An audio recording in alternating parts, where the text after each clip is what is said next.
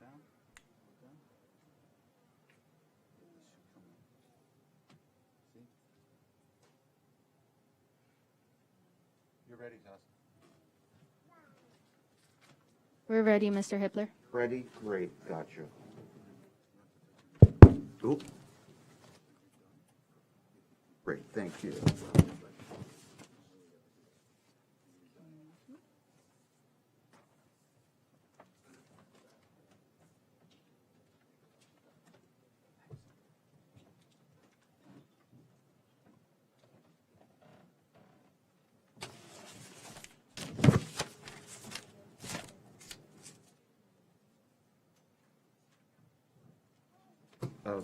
Good morning, ladies and gentlemen. I'm going to call to order the special magistrates hearings. It's a bit after 9 a.m., Wednesday, September 15th, 2021. We need roll call first.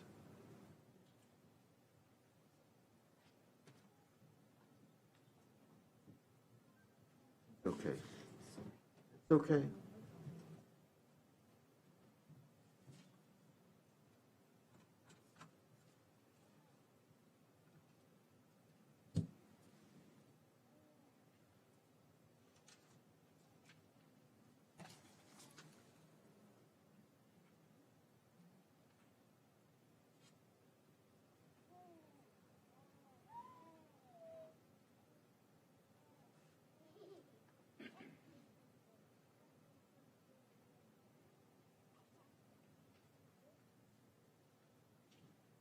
Roll call.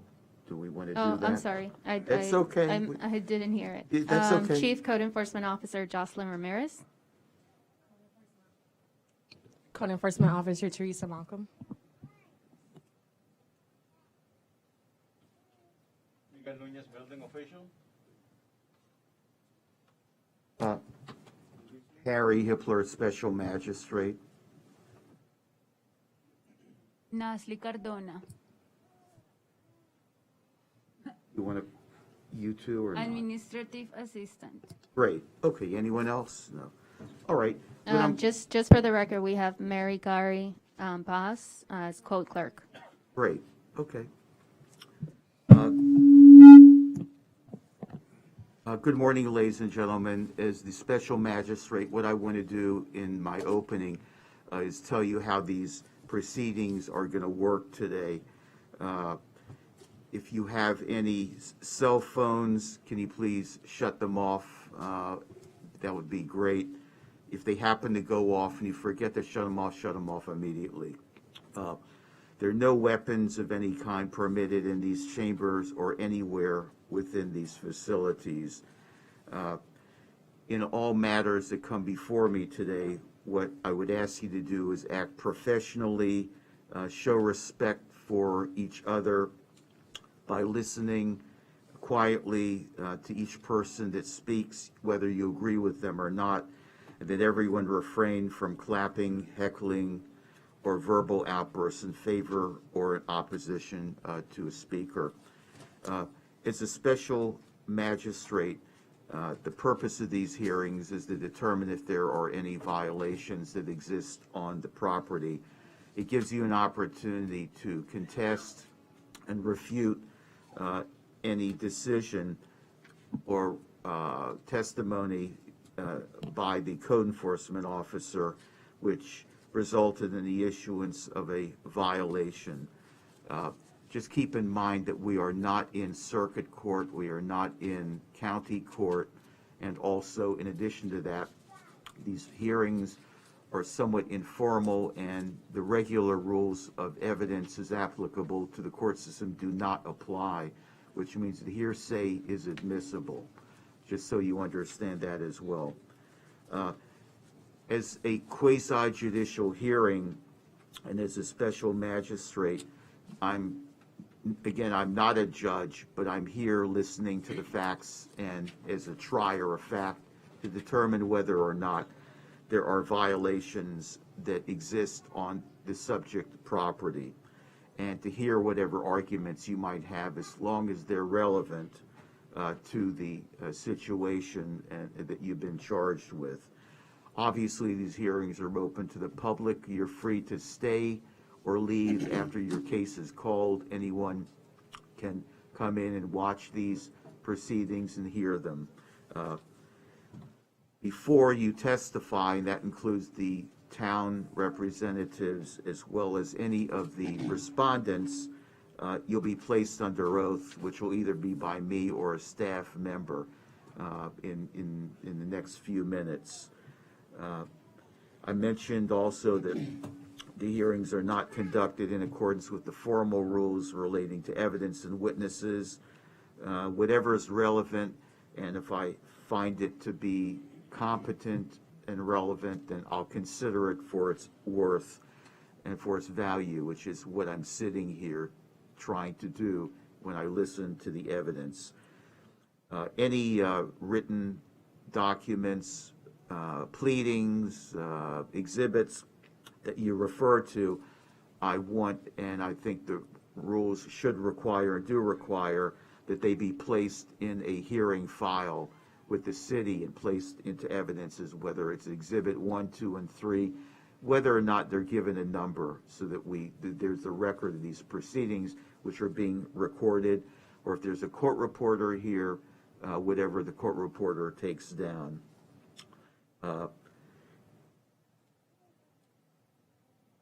Each of the parties here, the city as well as the respondent, has the right to call and examine witnesses, introduce exhibits, to cross-examine opposing witnesses on any matter relevant to the issues, even though it was not covered in direct examination.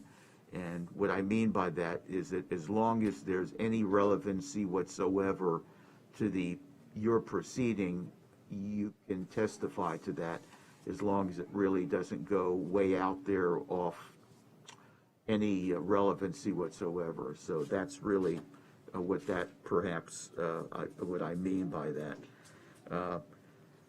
After the hearing, I'll be able to decide whether or not the city has proven its case, whether or not you've refuted it, and I'll make my ruling on the record after I listen to the evidence. And there'll be factual findings, which is what I'm here to determine. And that would include whether or not the alleged violations occurred, and if so, whether the person named in the notice can be held responsible for that violation. Usually is the property owner, whether or not you caused the violation. The property owner is pretty much strictly liable for any alleged violations. That's the law in Florida, so that you understand that as well. As the time goes on after the decision and the order is entered, I do have the authority and discretion to modify or change time frames in which you're able to comply, whether it's 10 days, 30 days, 60 days, and the like, and that would be something after the fact. But today, if I do find that their violations have been proven, I'll enter a final order giving you X amount of days to comply before a per diem rate of, it could go as high as $250 a day. If there's a repeat violation, it can go up to $500 a day. But in any event, whatever amount I deem is responsible, and after listening to what the city requests and what you request, and it could be $100 a day, it may be $50 a day, but it can be up to $250 a day for a violation. And that would also include any penalties and any costs that are incurred by the city.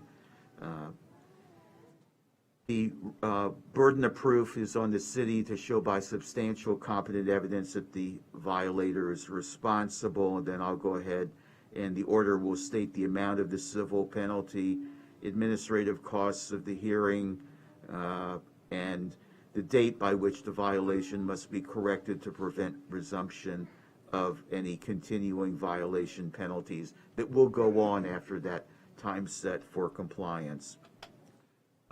As always, you have the right to appeal within 30 days after the final order is entered. If you want to do that, that's entirely up to you. There's a Florida statute that talks about an appeal. It's called a writ of certiorari, and that's something for you to consider if you want to do that. There's also, as I mentioned earlier, without mentioning the amount, there's, in all the cases, if there's an adjudication found, an administrative fee of $100 that you'll be assessed, that'll be in addition to any per diem that ultimately occurs. As always, the city will go first, and then the respondent and its witnesses will go next, and I'll consider everything up here as a special magistrate and make my decision.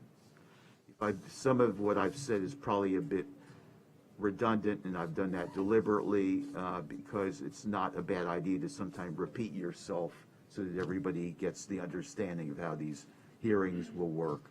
For those of you that have been here before, and you're veterans, if you will, you've been here once or twice and you know how they work as well. All right? Thank you. At this time, I'm going to adoption of the minutes, special magistrate meeting minutes for June 16th, 2021. I'll go ahead and adopt those and approve them, and if I need to sign anything, I'll do that as well.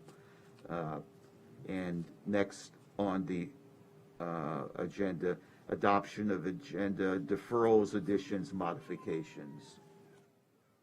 I don't hear any, so we'll just go in order of signing. I'm sorry. Oh, I'm sorry. Go ahead. I would like to continue 2 cases. Okay, great. That is, I'm sorry, Chief Code Enforcement Officer Jocelyn Ramirez. I would like to continue case 5143 and case 5148. Okay, so be it. That means the continuances, the hearings will not be held today, and they're pretty much off the agenda. Mr. Hibbler? Yes. Sorry, there was a case in the middle. It's the incorrect case. I'd like to read that case 5148 and continue actually case 1238. Okay. And that case will be continued and not heard today as well. Magistrate, Miguel Nunez, building official. In addition to what Chief Ramirez has mentioned, I would like to continue for 30 days or to the next special magistrate, case number 6077. So be it. Okay. Those will be continued or not heard today. It's 4 less cases that we have to be concerned about, which is fine. Also, Code Enforcement Officer Teresa Malcolm, I'd like to continue case 5812 and also case 5752. Okay, then we're up to 7, not 5, or whatever it was. So, all right. Any others? Yes. You just continued 5812? Yes. Okay, I'm the property Okay. I received a text message from Mr. Cunningham, the mobile home owner, on Saturday, explaining that he had COVID, and he's unable to make it. He asked for the case to be continued. So you may come in next hearing where we will continue the case. And he'll be notified, of Right. course. Or Another somebody. notice that's similar to the one that you received will go out for the following hearing. Yeah, but just keep in touch, because sometimes all that the city is required to do, any municipality, send it to where the Broward County property appraiser can send notices. That's by law. No, that's fine. Okay. If they send it to our registered attorney. Okay, or that, if that's there, then that's good as well. Okay, whatever, but keep in tune with what's going on. If you can wait 1 second, I'm just going to grab a business card so we can communicate for future. Thank you. Great, all right, thank you. All right, at this time, all witnesses that are going to testify that are signed in and the like, if you could raise your right hand or whatever hand you wish, if you're going to testify, please, okay? Swear or affirm to tell the truth, the whole truth, and nothing but the truth, if you could please affirm.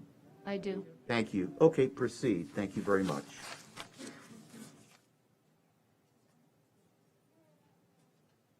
Thank you.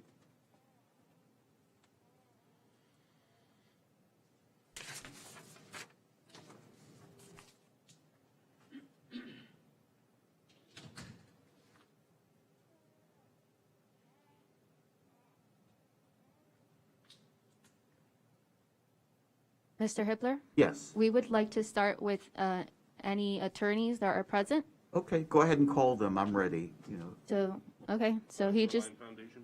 are you an attorney? Yeah. Are you counsel? Yeah, I'm Okay. just an in-house counsel, Okay. just not dressed today. Apologize for Hey, that. you look good, well-dressed to Yeah, me. sometimes That's it's okay. nice to wear some sneakers and Yeah, jeans. there you go. We have the 40-year inspection. Okay, Mr. Miguel Nunez, building official, he will present his case first, and then you may say any comments you wish. Okay.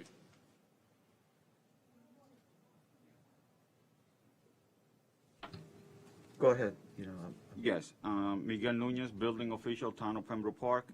At this time, I'm presenting case 49588, I'm sorry, case 6043 for Shoreline Foundation. This is in regard to a 40-year safety inspections as per Florida Building Code, Section 110P15. Let me get the file because it was out of my order. Notification for a 40-year inspection to the property owner at the location of 2781 Southwest 56th Avenue, Pembroke Park, Florida 33023, was originally sent to the property owner in 2013 in accordance, obviously, to the Florida Building Code and Broward County Board of Rules and Appeals requirements. Instructing the property owner to complete the 40-year inspection or certification to comply with the Florida Building Code. Yeah, maybe I need to do the building code. A notice of violation went to the property owner in July 26, 2021. No action was performed by the property owner. And in 8:30, the formal hearing for today was sent to the property owner to be in compliance as of today. As of today, we have no evidence that the 40-year inspection has been completed or submitted to the building department for completion. Great, okay. And the whole process needs to be completed, so that's the reason why we're here. All right. Any, Just for the record, Richard Geraci, Geraci, on behalf of Shoreline Foundation. We do have the 40-year inspection, structural and electrical. I have it in my hand. It was just completed yesterday, so or the day before. I didn't have a chance to get it filed. If I may approach. oh, sure, please. Do you have a copy for yourself? as Yeah, well? you can Okay, just keep these. Okay, you want to, right. All right, this has not been approved yet or verified by the city? That is correct, has not been submitted or approved by the city. Okay, we'll put this into evidence, so, all right, what's your, anything else that you have? Nothing further. Okay, what's your recommendation? My recommendation is I would request 15 days for compliance. Okay, 15. That includes the submittal and any repairs. We don't know what the engineers are gonna find in there within 15 days, and if they don't have it within 15 days completed, in accordance to the Florida Building Code, Section 11015, then we will request $250 penalty per day and $100 administrative fee. Great, okay, You just need that recorded with the building department, basically. That is correct, sir. Okay. And pay the appropriate fees. The whole process needs to be completed within 15 days. No problem. And the administrative fee will be paid there? It could be paid there, administrative fee here, or directly to the code enforcement officers. Who wants it? Might as well get it out of the way while we're here. you've come prepared, there you go. They can go, you can go to the building department Pay it there. after, you're done with the hearing, which is in a minute, and make the payment at the building department and ask for Jeffrey. Jeffrey? Yeah. Easy enough? All I'm set? gonna turn this, can I turn this over to you? Very good. They need to turn it directly to the building department. Okay, So, great. thank you, sir. Okay, Likewise. thank you. All right, based on the testimony and evidence of the code compliance officer, I'm going to enter a final order sustaining the city's position. They will have 15 days in which to comply, or $250 per day thereafter, plus a $100 mandatory administrative fee. If you want to hang around to get a copy of the order, I think that's what, but that's bring it up with to you. There you go. Thank you. Thank you.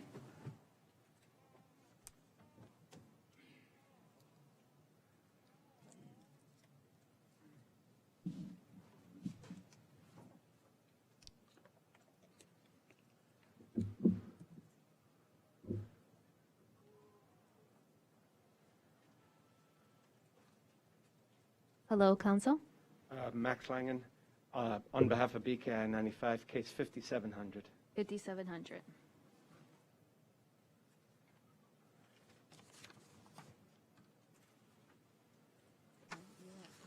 The Beacon? BKI 95. Okay, great, thank you. Okay, Officer Teresa Malcolm will present her case first, and then you may say comments as you wish.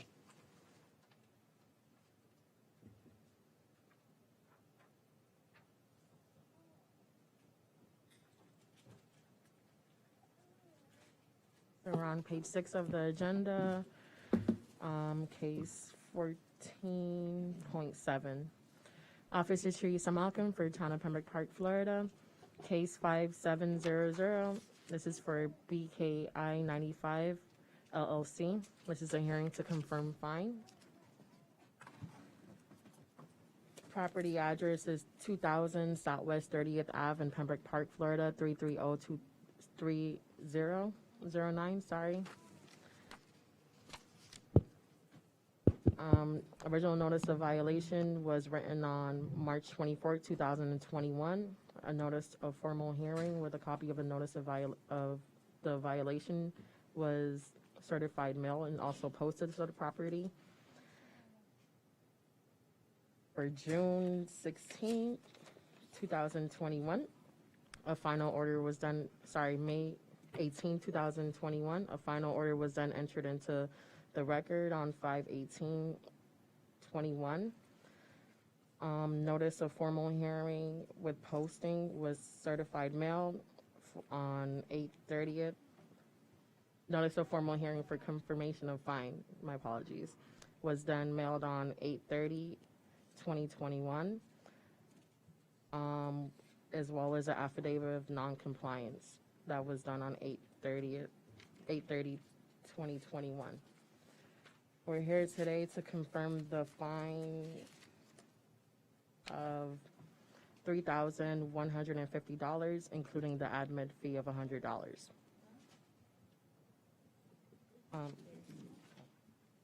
The accrual, okay, from the day of the final order, which was 7/16/2021, the fines accrued for 61 days until today's date, 9/15/2021, for a total of $3,050.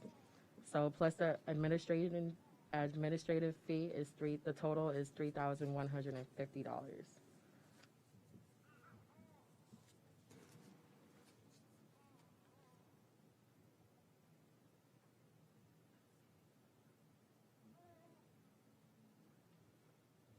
All right. It's 3,150 or 3,100? $3,150. Okay, all right. Has there been compliance with the No, there hasn't been Okay. any So it's permits or anything. ongoing? Correct, it's ongoing. All right. All right, yes, sir, please. Your Honor, the entry of the inspector was unconstitutional. Here's what happened.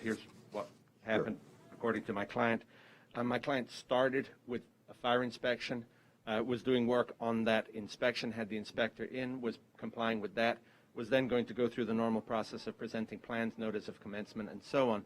During that fire inspection, an inspector of the town showed up, walked in uninvited, without consent, without permission, made an inspection, found a bunch of violations, cited us with the violations. Now, my client has no objection to the fact that the property has violations. My client bought it in 2012.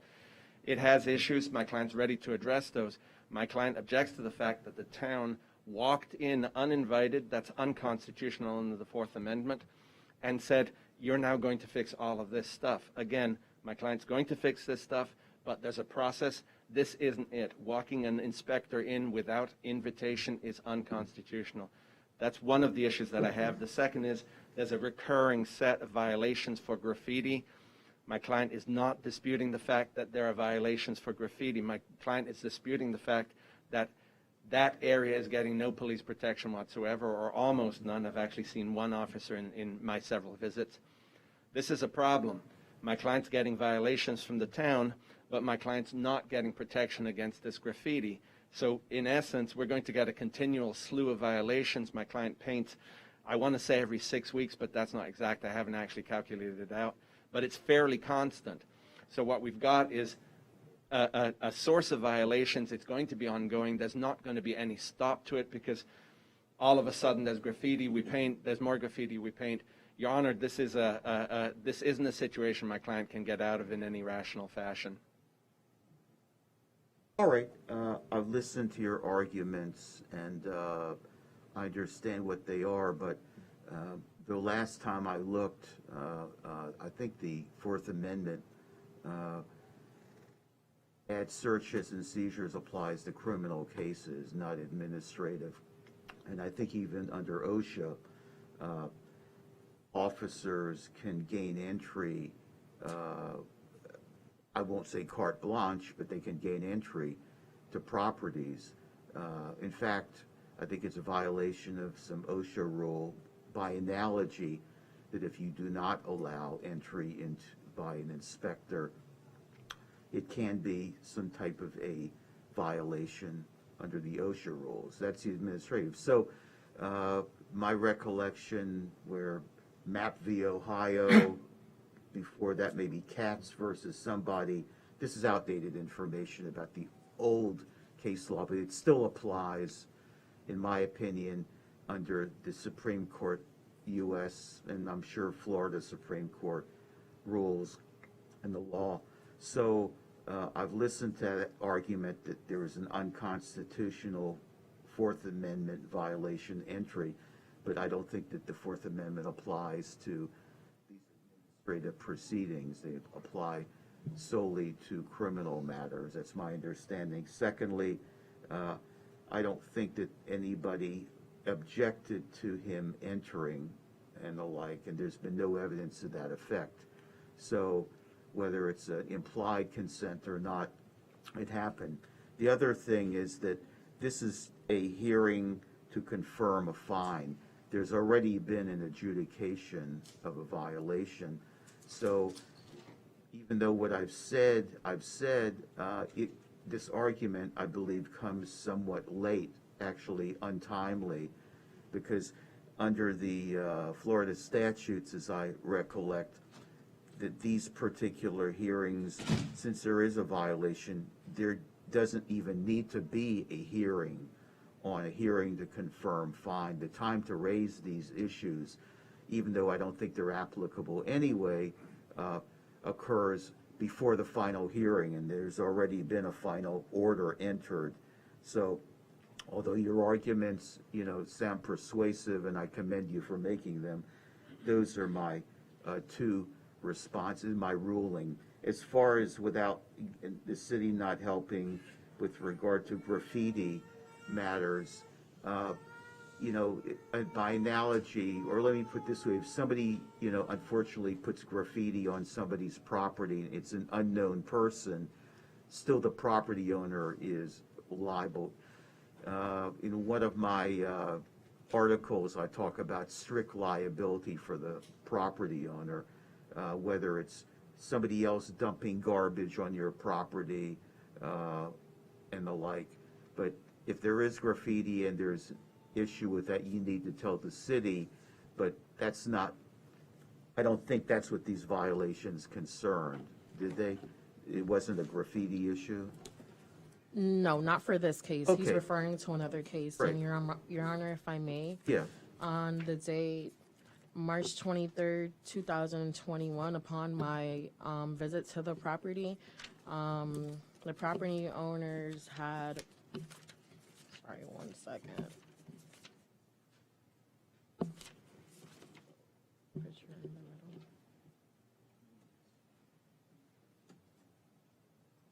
The property owners had South Florida hood and electrical contractors doing electrical repairs. At that timing, I reached out to the building department. There were no permits in the system for any work that they were currently doing per the business tax inspection list from the electrician inspector. And at that point, upon my visit, I actually was invited in by them, and I asked them to speak to someone whoever was in charge, the guy spoke Spanish. And he explained to me that the property owner was not there, and they were just there doing electrical repairs for a business tax inspection. So I was invited in, and that inspector was me. Okay, all right. So what I'm going to do is I'm going to confirm the fine of $3,150, and it'll continue to accrue. The suggestion is, sitting here, and my experience is that you need to get it taken care of as soon as possible.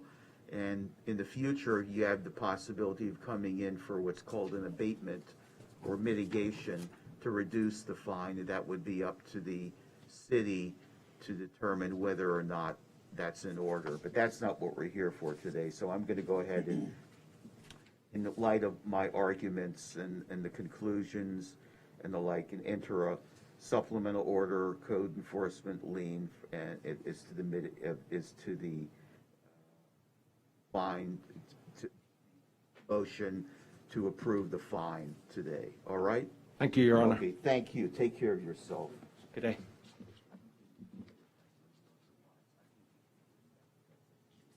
Thank you. Is there any other counsel on the audience?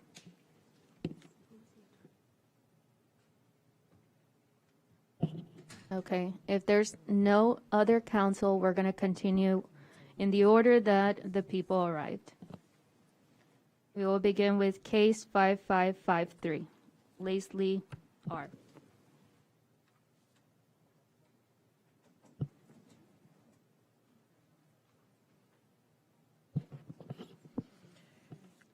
Officer Teresa Malcolm for Town of Pembroke Park, Florida, case 5553. That's on page 6 of the agenda, 14.6. Property owner is Leslie Gale. Site address is 3140 or 3120 West Hollandale Beach Boulevard, lot 1010 in Pembroke Park, Florida, 33009.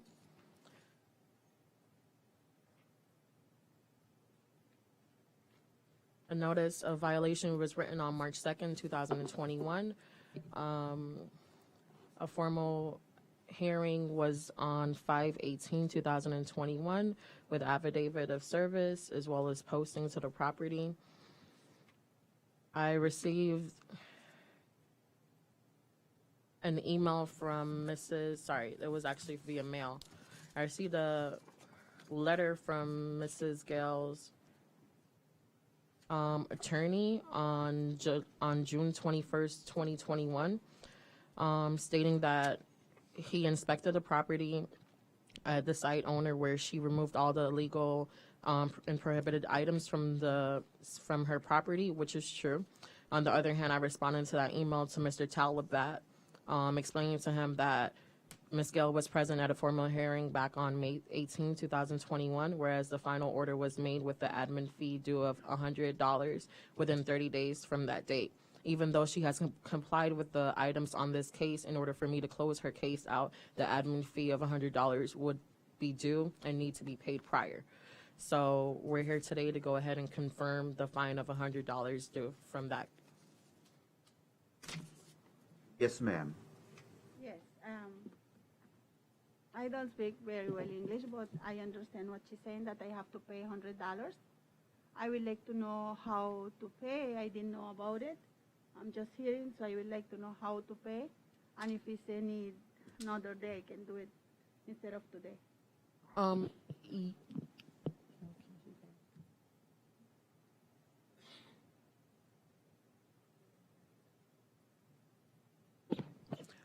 So yes, you can pay it within 30 days from today.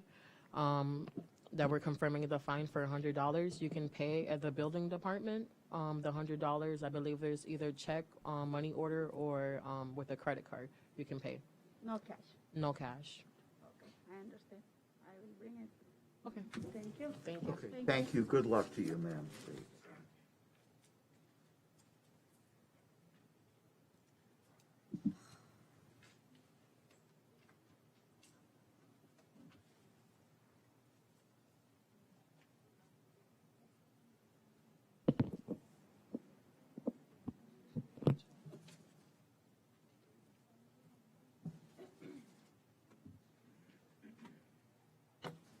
Mr. Hippler, Yes. we're going to hear Mr.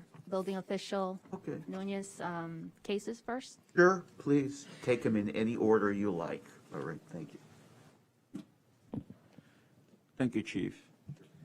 And Magistrate, thank you for allowing me that. I'm going to be presenting case 49588. This is for Condado Real Condominium Association. This is a formal hearing in violation for the 40-year building safety inspections in accordance to Florida Building Code Section 110.15. At this time, Condado Real, this building was notified about the 40-year inspection somewhere in 2016. In addition to that, they were re-notified in July 28, 2021.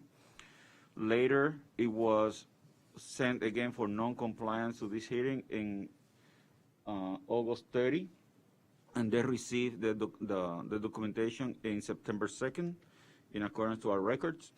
And at this point in time, they're not in compliance for the safety inspections. We found that to be a very serious condition. And at this time, we are requesting to be in full compliance within 15 days. If not, pay $250 per day per violation with an $100 administrative fee until the moment of compliance. Great. Okay, is this condominium, oh, I'm sorry, Condado Real Condominium Association, Inc., are you here? No? Okay. All right. They've been noticed that they're not present. Based on the testimony evidence of the co-compliance officer, I'm going to go ahead and find there's substantial competent evidence to support the city's position. I'll go ahead and give them 15 days in which to comply, or $250 a day thereafter. Thank you. Thank you, sir.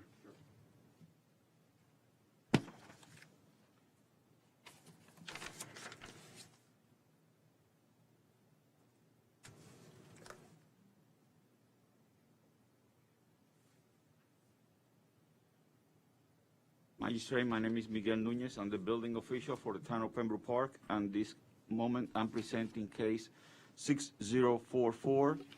The property address is 1904 Southwest 31st Avenue, Pembroke Park, Florida 33009. The property owner is ZEGCO, Inc., and this is a case for a 40-year safety inspection in accordance to Section 110.15 for the Florida Building Code. At this point in time, they're not in compliance, even though they were notified in 2013 in accordance to the Florida Code. Later, he was sent a notice of violation, again, in July 26, 2021. And they were not in compliance at that time either, so they was re-notified for this hearing in August 30, 2021. At this point in time, the property is not in compliance with the safety inspections. We feel that that's a serious violation of the safety of the particular building, and we're requesting to be in compliance, full compliance, within 15 days, with $250 per day per violation if they're not, and $100 administrative fee. Great. Yes, sir. Do you have any questions, or do you want to make a comment or give us your position? Your name, please. My name is Don Joseph. I'm the plant manager at Tropical Roofing Products, which is owned by ZEGCO. Great. At that address. Okay, please. We did receive the notice, and I have retained a consulting firm to conduct the inspection and give us a punch list of any items that they find for fixing. They are scheduled to visit the property on next Tuesday, the 20th. I'd ask that we be given 30 days compliance to take care of any issues that they find and then submit for the recertification. Can I respond?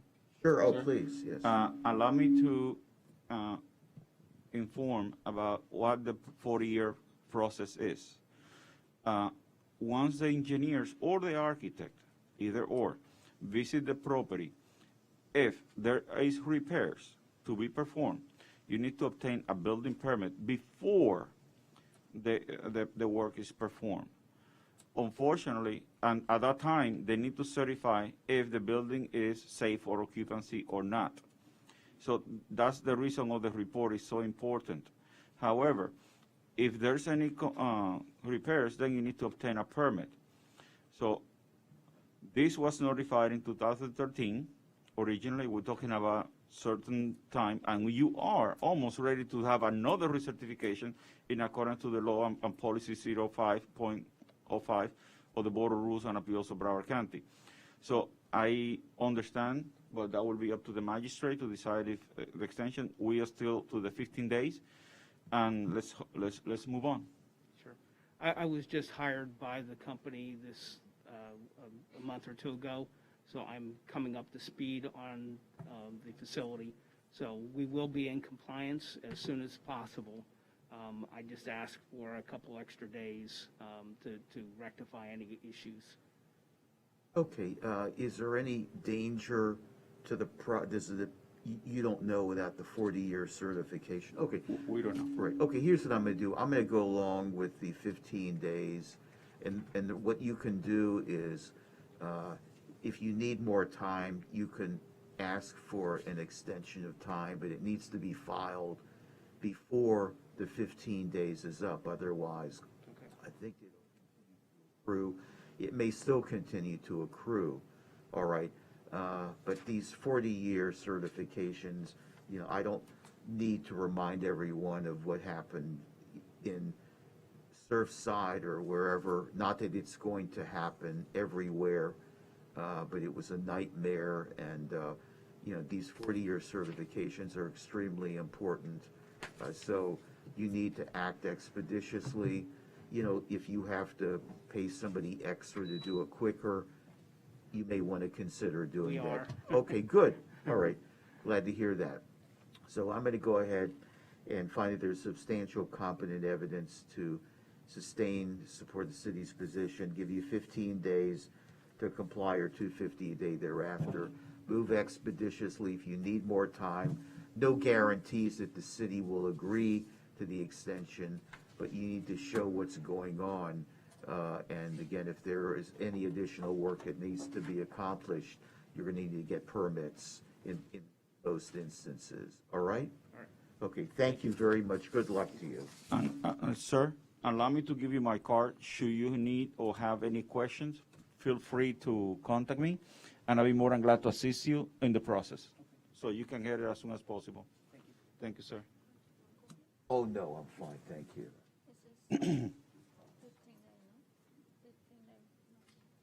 Sir, we're going to give you a copy of the order.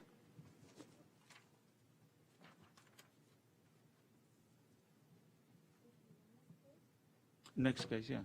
Okay. Yeah. Mr. Magistrate, my name is Miguel Nunez, building official, Town of Pembroke Park. At this time, I'm presenting case 6045. This is for the property in 2601 John P. Lyons Lane, Pembroke Park, Florida, 33009. The property owner is Topper Properties LLC, and this is in violation of the 40-year safety inspection in accordance to Florida Building Code Section 110.15. And the initial notification to this property was in 2013 in accordance with the Florida Building Code, as mentioned previously. And because notifying the owner that he needed to complete the 40-year inspection to comply with the building code. In July 26, a notice of violation was sent because of non-compliance at that time. And later, in August 30, 2021, another notice was sent as a formal hearing with another notice of violation to the property owner with today's hearing. And as of this moment, no compliance on this particular property. Therefore, we're seeking the magistrate to issue an order for 15 days to be in compliance or $250 pay in per violation per day, and $100 administrative fee. Is someone here from Topper Properties, number 6045? Okay, no, based on the testimony evidence and code. I'm sorry, Mr. Hibbler, sorry to cut you off. No, no, it's okay. Mr. Miguel Nunez, you have to call them for, Oh, that was the one that needed Yes. to call. Okay, can we? we're I'm gonna sorry, do a we've- phone call for, That was the one to be on the phone with? yes. Okay, call That them. one, and we have another case similar. Okay, well, you Okay. should have, okay, go ahead. Have the sticky note that I gave you yesterday Okay. with you the wanna phone call? number. I don't have it with me. I thought that you did. I gave it to you yesterday. Okay, give me 1 second. Mr. Magistrate, can we go back to this case again? Absolutely, we'll recall it. We'll Okay. recall it so that way we get these two cases and call them. Great, So I can okay. get the information. Exactly. I apologize for that. I totally forgot that we agreed to call this gentleman. That's okay. What we'll do, you'll have to present your testimony over again and. Yes, it's- sir. Okay, that's Yes, sir. okay. We'll recall Topper when the time permits. Thank you. Yeah. Go ahead. Not a problem.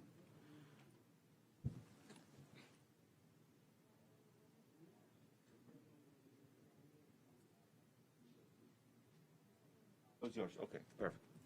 So I just want to make sure that I don't miss it again. Okay. Sorry for that. No, look, nobody's perfect. That's life. That's Okay. still, that shows that I'm still human. That's right. Even popular, Yes. even though some people don't believe that. Well, you look human to me, so. Thank you, sir. uh, Okay, Miguel Nunez, building official, Town of Pembroke Park. I'm presenting case 6051. This is for a violation on the 40-year building safety inspection in accordance to the Florida Building Code Section 110.15. The property owner is Infinity Assure LLC, and the property address on this particular property is 3252 Southwest 52nd Avenue. This particular property was notified for a 40-year inspection in 2013, and as of today, there's no compliance.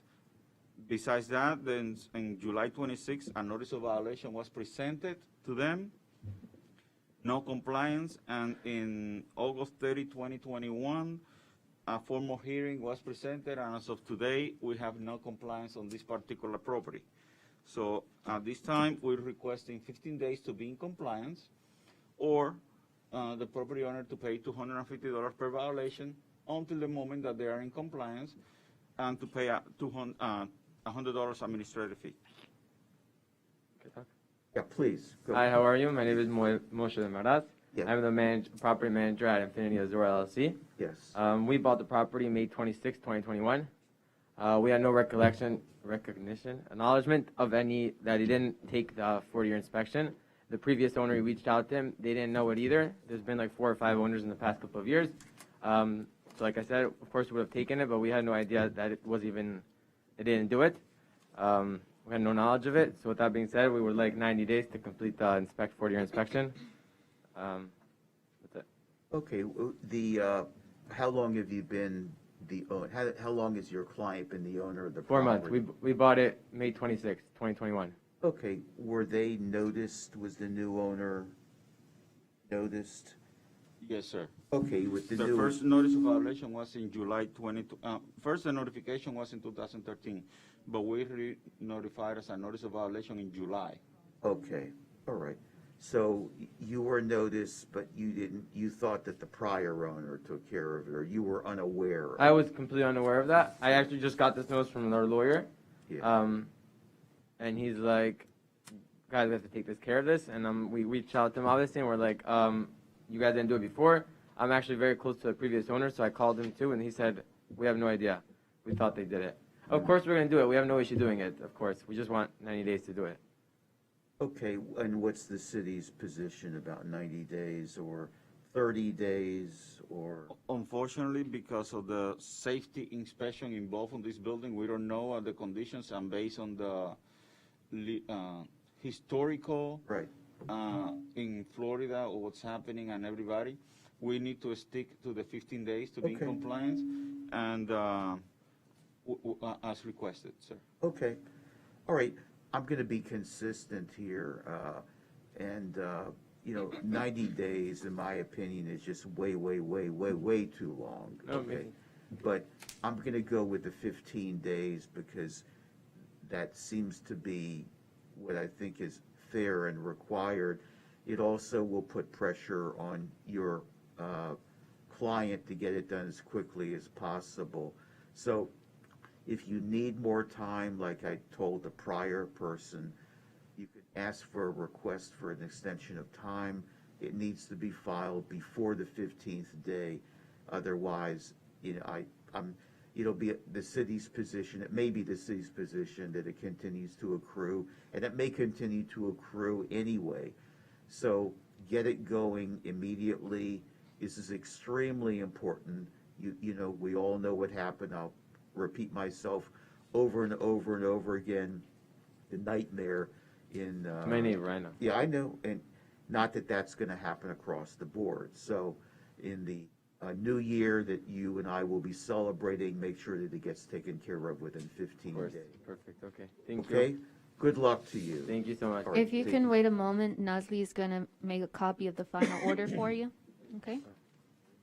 And sir, and this is my card in case you have any questions or anything assistance that you need. I'll be more than glad to help you. Good luck, all right. There you go. Sorry. Okay, that's all right. And Magistrate, my name is Miguel Nunez. I'm the building official for the town of Pembroke Park, and I'm presenting case 6058. This is a violation for the 40-year building safety inspections in accordance to Florida Building Code Section 110.15. Sorry. Give me 1 second, please. 115. This particular property was notified about the need of the 40-year inspection in 2013. At that time, there was no compliance, and then in July 26, 2021, a notice of violation was sent so they can perform the 40-year safety inspection. At that time, did not happen with the allotted time. So in August 30, 2021, a notice of formal hearing with another notice of violation was presented. And as of this point, there's no violation. The property address, and I forgot to mention, I apologize, is 1971 South Park Road, Pembroke Park, Florida, 3309. And at this time, we're looking for 15 days for compliance. And if not, they will have to, I will suggest to assess a fine of $250 per day per violation, and $100 administrative fee. Okay. Your name and... Yes, sir. Good day. My name is Russell Fogel. I'm the registered agent of this property. We've had this property for under 12 months. We have not received any notifications prior to this. The August 30th, it was interesting enough because we just received that on Friday afternoon. The registered letters came Friday afternoon. It says it's dated the 30th of the prior month, but we just got it 3 days ago. So this is the first notification that we've had. We're happy to comply. I've already engaged people to comply. Okay, well, is there, just for future considerations, is there a date when it was sent out, or did it just sit at the post office? It was sent certified mail, I assume, yeah. A couple interesting things. They put one on my door that said, to come to this meeting at this time. Same case number says to come tonight at 6:30. So I got 3 different certified letters. 2 of them, the one on the door and the one that came in the mail, have 2 different times. So the one on the door says this morning. The ones that came in the mail say tonight at 6:30. Same case number. And it also says, it's dated 8:30, and I got it on Friday, so. This was sent, Magistrate, on August 31st. It's stamped by the Postal Service, August 31st, 2021. At that point in time, all the timing was already exhausted for the certification. Right. There it was a typo in the formal hearing that we put 6:30 instead of 9 o'clock, but the property owner was contacted about it, and that's the reason why he's here. And I believe that was posted by one of the code enforcement officers, and that's the reason why they're here. So I make a note of that particular condition, and but I suspect that by them being here, they were properly served. I'm not arguing that. Yeah. I'm just No. saying it's the first notification I Right. had was Friday think, afternoon. no, for they're saying that they're not contesting service, they were served, but 3 they're days saying prior that, to this. yeah, and today's the 15th, so, Also, if I may note, the extension of 215, I called for clarification and callbacks, and I get no callbacks. I've called it 3 different times, left a clear message, call me back for clarification, I get no callbacks. okay, I'm gonna, That's not, I understand. No, that's okay, I appreciate you telling me what you want to tell me. I think that it's important to be firm about this, so it may be in the future that the town will grant an extension of time beyond the 15 days, but I'm going to have to go with the 15 days. So you need to get onto it, and if you need more time, you'll have to request an extension of time to do so, all right? Where do you require, you've mentioned the extension, but you go to the building department, where does this take place? You send it to the clerk, Pembroke Park, and the code officers. And, it'd probably be better to send it in paper form and email it to everybody, or even send it by regular mail or drop it off. So it's just a handwritten or typed up request. So if you need more time. And then you have to wait for a response via mail? I mean, all this happening in 15 days isn't very much time Yeah, to no, mail something and get it back. okay. Are you firm about the 15 days? Because, I mean, I'm gonna I want to be consistent, but are you firm about the 15 days in this instance? Yes, sir. I am firm. The reason for that is it's a very light safety issues on this particular safety inspections, which is very well documented. In addition to that, we have this case is from 2013. Right. And this is nothing that it just happened 10 days ago. Again, I didn't own the property, but 11 months now. I know, I understand that, but, you take the good and the bad with property, and there's violations, it's as I've said before, it's like strict liability, strict performance, you're on the hook regardless. So you'll need to act expeditiously and move quickly, because these things are really very important. I understand and respect I that. I know you do. You've been respectful and professional, which everyone appreciates.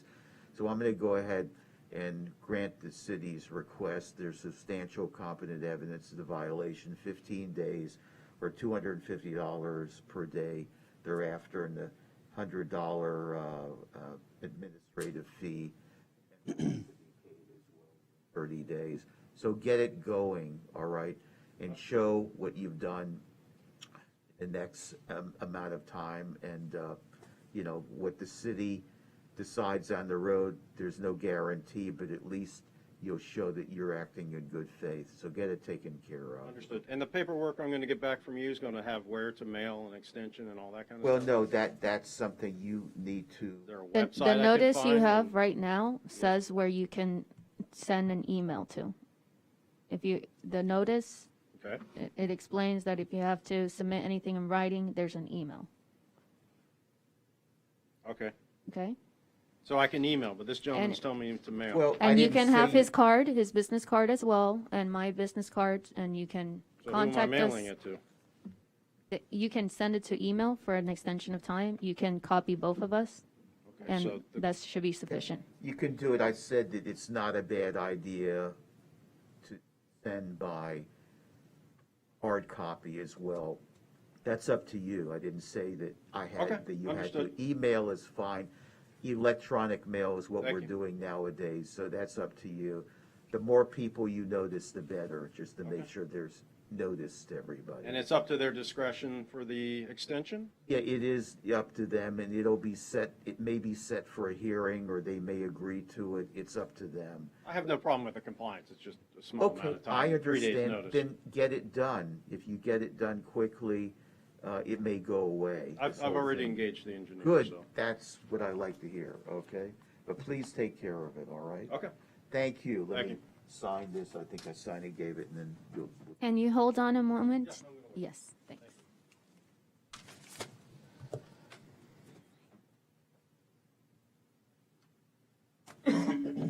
Sorry.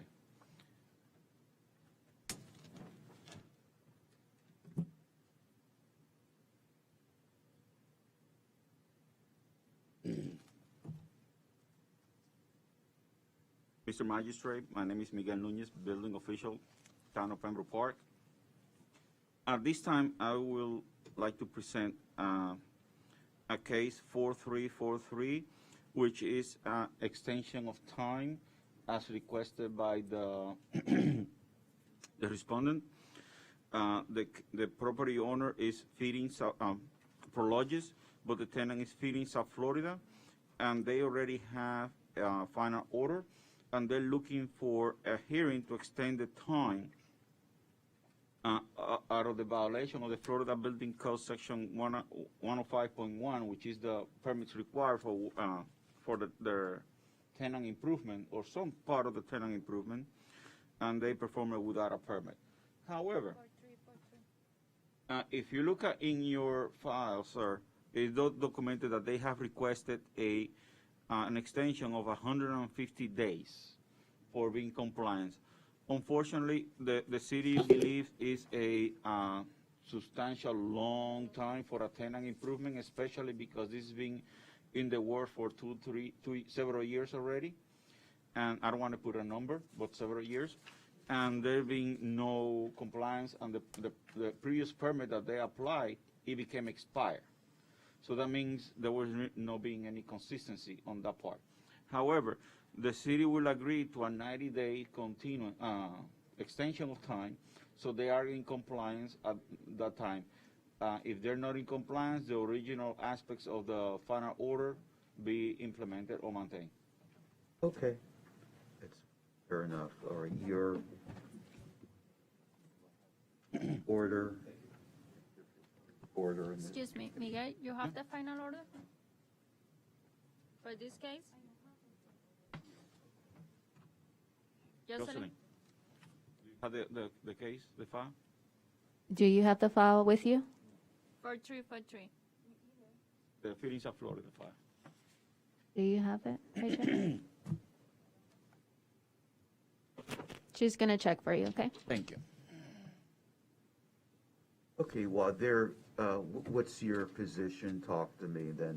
If I want to see the file quickly, but I'll listen, and if we need to recall the case, we'll do that. But go ahead, talk to me. Go Yes, ahead. sir. Good morning, and thank you for What- allowing us sure. to do this. What's your my name? name's Adam Brown. I'm our Director of Operations. I've been with Feeding South Florida since about 3.5 years, right about the time this all started. We do understand that there are violations and that it has gone on for about 3 years now. We have had a very difficult time with the original contractors and architects with all of this.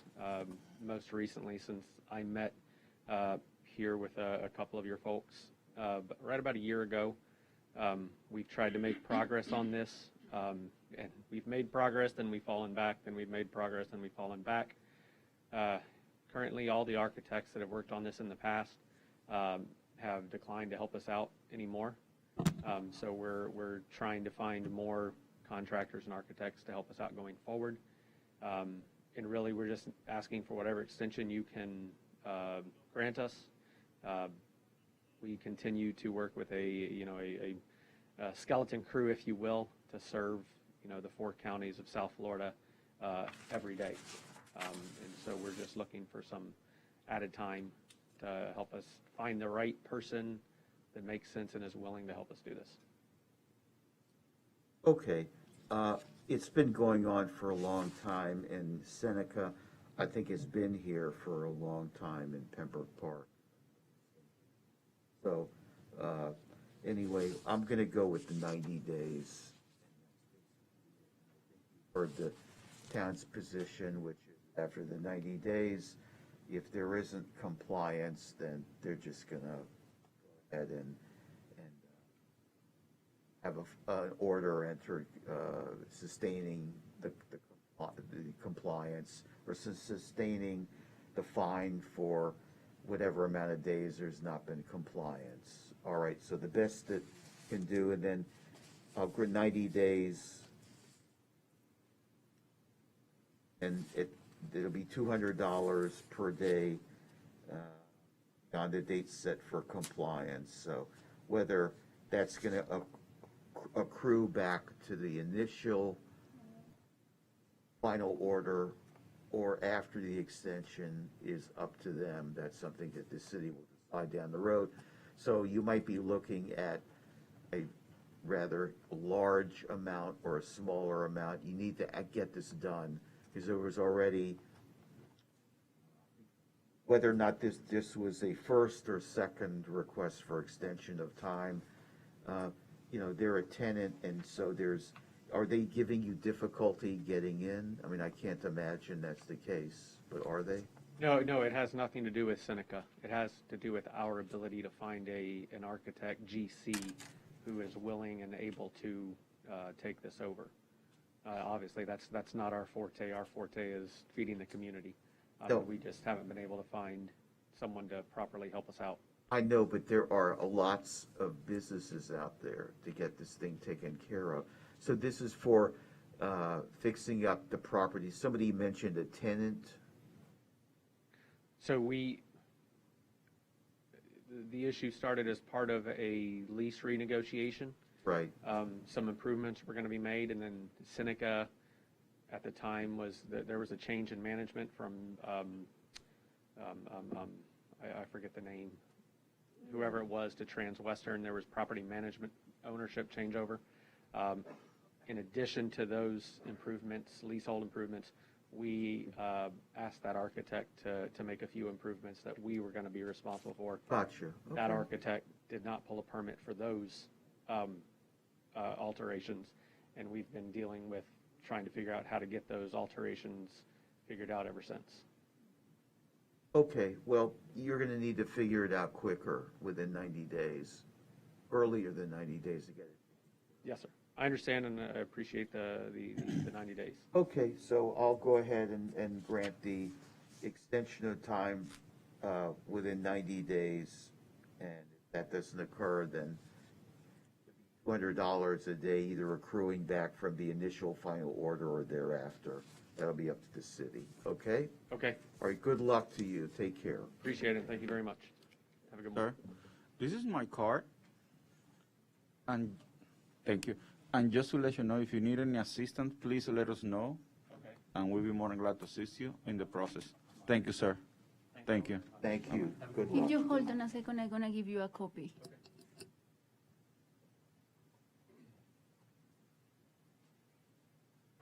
That will conclude my cases, Magistrate. Okay. You still have Chopper Yes, property. Yes, I'm sorry, yes. And Hopper, we're back. proper properties. Yeah. Forgot about it. Apologize for Okay. that.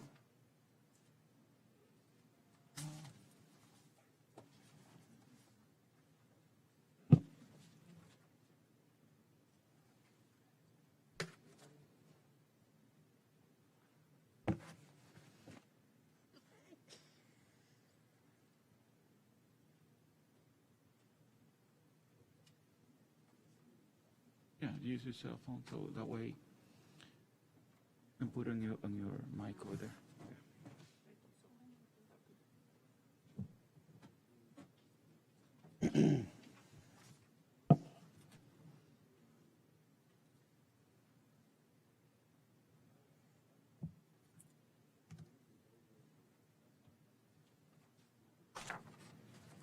Yeah.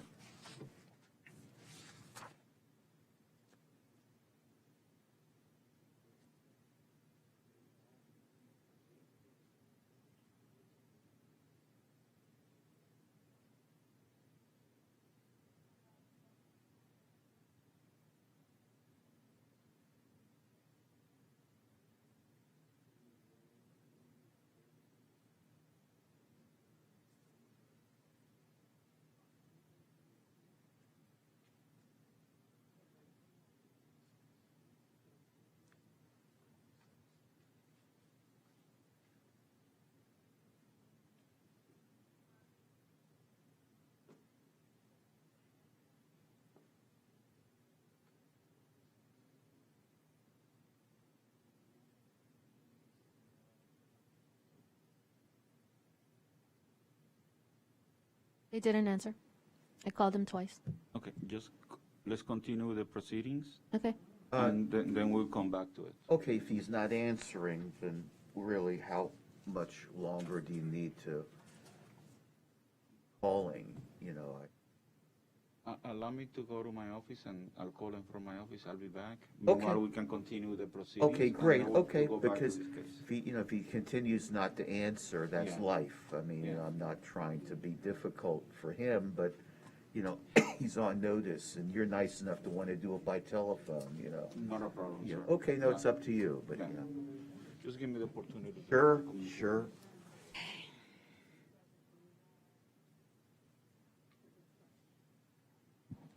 Case 5142.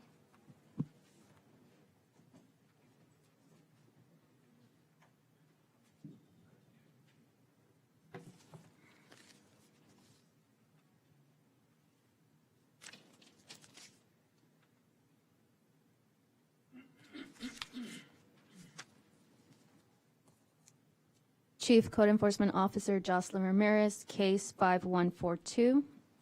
Property address 3911 Southwest 52nd Avenue, Building 5, Unit 3. Property owner Catherine S. and Daniel Fanfan. Notice violation was given on June 18, 2020. A notice of formal hearing with a copy of the notice of violation was sent out by certified mail on August 31st, 2021, and posted to the property on September 7th, 2021. The violations were for AC replacement done without permit, wooden fence required maintenance, exterior walls required maintenance, roof tiles in front of home required maintenance. At this current time, the roof tiles have been repaired, the exterior walls have been painted, the wooden fence have been maintained. The only thing pending is the AC replacement permit. That is all I have to present. And my recommendation is to give the property owner 45 days to comply, if not a per diem of $50 with a $100 admin fee. Yes.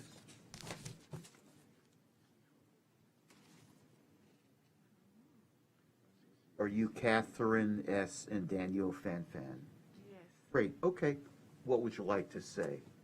Well, please state your name for the record, Catherine. and how do you relate to the property? Catherine Fafa. And the gentleman, nice gentleman next to you, what's his name?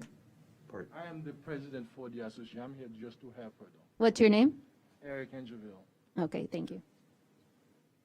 Go ahead. When I received the violation letter for the AC, Can you please speak into the mic for the record? when I received the violation letter for the AC, I went to the company and I went the letter for them because I hired a company to do to replace the AC for me.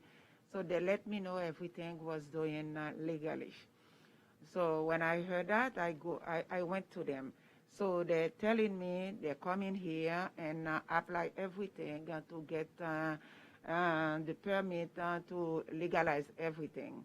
So I went to them so many times, and they let me know everything is okay. So the last letter I received, I went to them again and went them the letter to them. And yesterday, they're telling me they sent a letter here asking for a permit to legalize everything. I don't know if you really received the letter from them, because this is a 24 hours a company for the air conditioning. All right, there's some type of miscommunication by the company that she hired, that they didn't get a permit. You suggested 45 days. Would you, it's up to you, and I'll listen to both sides. Would, what, 60 days just to make it consistent, or are you set with the 45 days? I'm set with the 45 days unless the owner feels like she needs more time. Okay. Great. Well, I think 45 days is more than ample. Good, yes. May I say something though? If we have a few minutes, can we talk to you? We just want to finish this thing, the AC issue. The AC issue, you have to complete the permit in the building department. Oh, yeah? Yeah. What she's saying though, she said she already been dealing with that AC company thing, and pretty much they're trying to comply. They're not trying, they're trying to comply with the issue. They want to resolve the issue, but pretty much what else you want her to do so she can finish with the situation though? That would be up to the building department, because my hands aren't tied. I don't have any, I can't tell you what's the permitting process. I don't do that type of work. So you have to handle that portion, the AC replacement permit, with the building department. Let them know what's going on with the contractor, and they'll be able to help you. But did they send you guys any letters? Because what she's saying though, she said Yeah, there was an email that the contractor sent the building department, but she has to follow up with the building department. so not She you, though. and the contractor, Well, not you, right? not me, because I can't process her I understand. permit. So who do we have to talk to with though? The building department, you have Jeffrey, Lucy, the building official, Miguel Nunez. So, The gentleman was sitting here. yeah. So you need to go to the building department and get a permit. Somebody needs to go there. So in that case though, I mean, if I may though, we would like to have 60 days so we can resolve that issue though, instead of 45 days. Okay, so you want 60 days. Okay, that's fine. Thank you.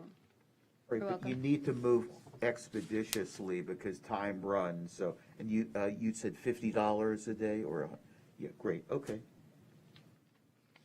Again, we love to comply with the city. We don't like having no issue out of a headache. That's why we're here today. Yes. All right? I Okay, agree. Thank you. I appreciate you coming. thank you. Based on the testimony of the evidence compliance officer, there's substantial competent evidence to support the city's position. You'll be given 60 days in which to comply, or $50 a day thereafter, so get going on it. The other violations apparently you've taken care of, so that's great. Just get the permit and get it taken care of. It should not be difficult, but I'm not an expert in that area, nor is the code officer. They're gonna tell you what to do. And get your air conditioning people to get involved as well, all right? Thank you, Your Thank you, good luck to you. Let me, Thank you. thank you. Okay, thank you. Ay, Okay, thank you.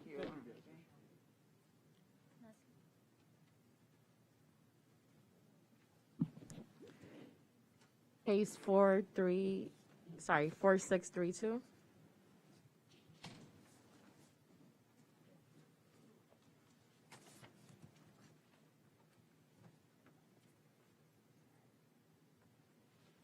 Good morning. Good morning. Excuse me, Teresa, can you repeat the case number? 4632, sorry. Page 6, 14.1.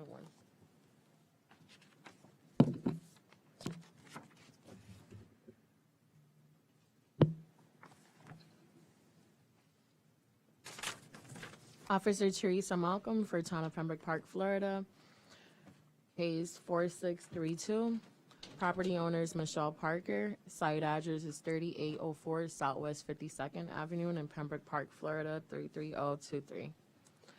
Original notice of violation was written on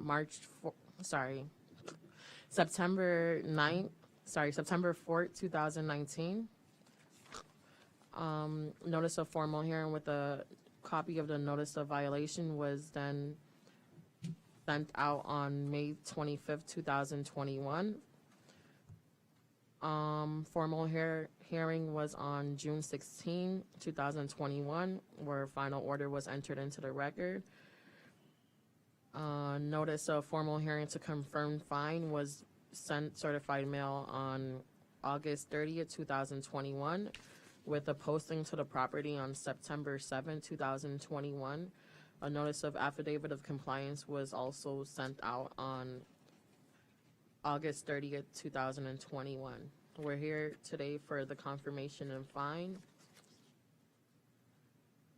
The final order was issued on June 16, 2021 for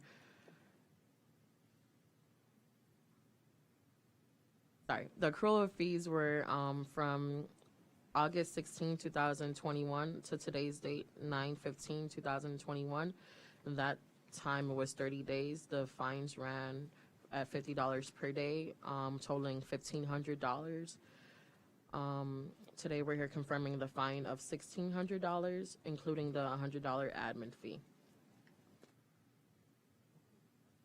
Is there still no compliance? Right? No, there is no compliance. Great. On September 7, 2021, on my day of posting to the property, I met with Mrs. Parker, which she explained that she was experiencing a little bit of difficulties waiting on some plans from her engineer to be submitted into the building department. And Ms. Parker is here. Great. Okay, please, your names and what your status is. Ma'am, Michelle Parker. can you closer to the microphone? Michelle Parker, and Okay. I'm the owner of the property. And the gentleman next to you in the This is my turquoise shirt. architect, Great. Chuck Actually, Charles. it's Chuck Wider, local Okay. engineers. Great, okay, go ahead, So, please. When I came here on June 16th, they explained what I needed to do because this was a shed that was already purchased on the property, and it got damaged, it got, wear and tear and tore down, so we replaced it without knowing that I needed a permit. They explained that on the 16th. After the hearing, I came and I went to the building department and I asked them if they knew of an architect or engineering that I would be able to use because I didn't know anyone. So they gave me a list of people and I tried to contact the 3 people. It took a while for someone to respond. A lot of them said, the other 2 said they had a lot of work doing. Mr. Charles here was the only one that said he was willing to come out and look at the property and gave me an estimate and told me that he could get the work done. So I've been contacting him and contacting Lucy in the building department by email. I have all the emails here letting them know that I am trying to comply with the 60 days. Unfortunately, I wasn't able to. He did get the building permit. He got the permit done. He submitted it, but it wasn't done in the 60 days that I was given because we had to get a survey company to come out and do a survey. I had to wait on them to give me the survey. Then he submitted all the paperwork. He's waiting for the county to do it. And basically that's where we are. It was done. He submitted it, but again, you gave me 60 days and I wasn't able to comply with the 60 days. I was in contact with them the entire time to let them know that I am trying to comply, but it just time. I did everything that they asked of me, but it just wasn't done at the time that I was given. Yeah, she stipulates to the findings, it's just a problem in the time, that was about it. Right, We had to get okay. a new survey. The plans are submitted to the city, and we still don't have a zoning hearing in regards to the plans being reviewed. So all we're looking for is another 30 to 60 days for it to go through the city for plan review. That's about it. Okay, well, here's what I'm gonna do. This is a hearing to confirm fine, so I'm gonna confirm the fine, and you just move expeditiously, and in the future, you can come back for an abatement road when there's compliance. I can do that at the end? Yes, you can do that. So that would be, my suggestion, but let me hear what the city's position is about an extension. I mean, we already have a confirmation, so it's set, so. Confirm the fine? Okay, Right, all right. yes. Go ahead. But after the fact, go ahead. I yes, ma'am. heard you mention today that, with the 60 days that you were given, that you could have asked for an extension. I had no idea that that was something that I could have done because it was never explained to me. Ma'am, it doesn't really have to be explained to anybody. But I'm going to go ahead and you're aware of it now. But what you need to do is this accrues is get it taken care of as quickly as, Well- ma'am. Okay, please. Okay. I understand nobody wants to have to pay. I understand that. But there are violations here, and they need to be taken care of. You have a great architect next to you. He's going to help you get it taken care of, and you can come back again for what's called an abatement or a reduction. And the city is very flexible in that area as long as you show good faith effort to obtain compliance, okay? That really is sort of the bottom line. What is the okay? extension that we're getting for right now? Okay, so today you guys are not gonna be receiving an extension because right now at this point is a little bit too late for the extension. So what happens is we're just gonna confirm the fines that it accrued to as of today, which is $1,600. Where Mrs. Parker will just keep in communication with me and just let me know if there's any stumbles Will there be along any the way. fines for the additional time for you guys to review the plans? Because, I mean, that would not be fair for her. Understood. But as far as the procedure, the next step is just for her to stay in communication with me. If there's any stumbles along the way with anything, inspections or plan review or anything, that's just communicate with me. I know what's going on. If I know what's going on, I'm able to help you when we do come back for the So can we abatement get of like fines. 30 or 60 days Teresa, plan for the review? record, can you just No please fines. state when that notice of violation was given, please? The original notice of violation was written on September 4th, 2019. So it's almost about 2 years ago. I Well, think that's not when she- ample time That's has not been when she given. contacted me. Okay, at that that's time- unfortunate, but it's been 2 years from the day of the notice.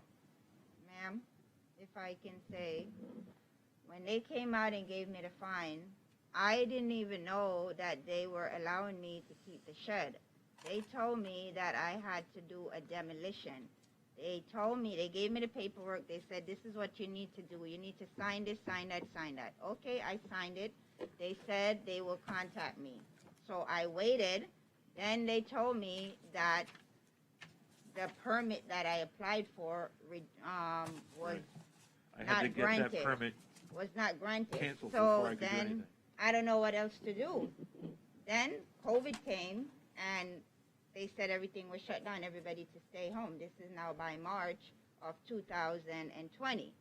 So this started, yes, in September 2019. However, I didn't know what else I am supposed to do because the city told me that I needed to get a demolition. Now, when I came here in June, they told me, okay, you can keep it, but you have to apply for a permit. They said I have to get an architect, I have to get an engineer. I said I don't know anyone. When I went into the office, they told me I have to send an email. I have all the emails that I have sent starting on the 16th when I came here, contacting with the lady Lucy in the office. I did everything that they told me to do.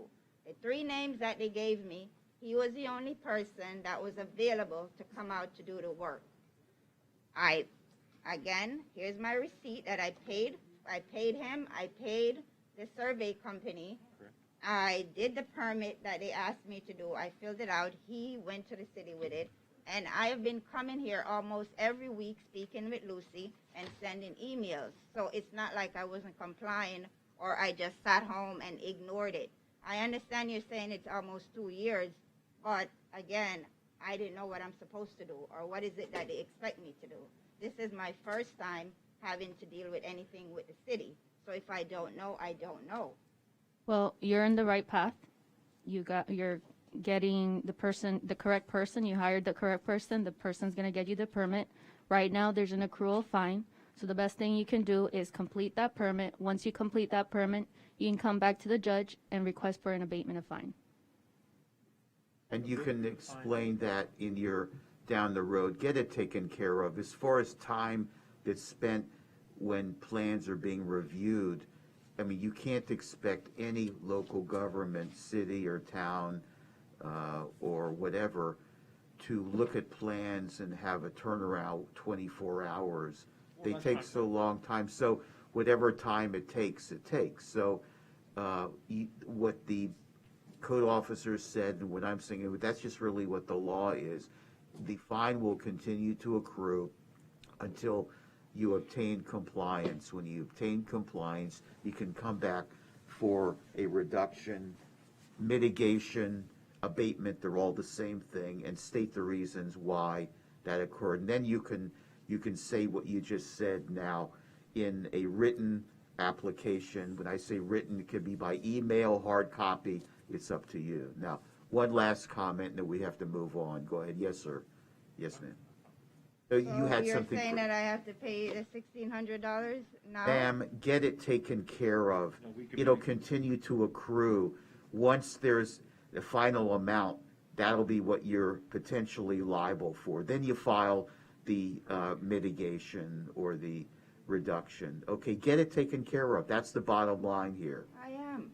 Fine, then trying. keep going on the right track, okay? Mrs. But Parker, at the same time, you're telling me you're going to be charging me $50 Mrs. Parker, every day. we understand the circumstances that you're under, everybody's under in the pandemic. Just continue doing what you're doing. You're on the right path like everybody's telling you. The fines will continue to accrue. We cannot stop those fines until your permit has closed. So just stay in communication with me. I'll give you my business card. It has my cell phone number. You can call me every single day if you like. You can text me.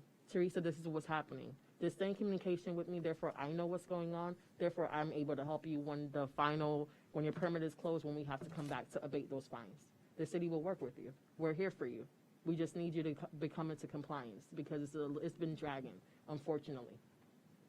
Okay? Right. Good luck. Take care.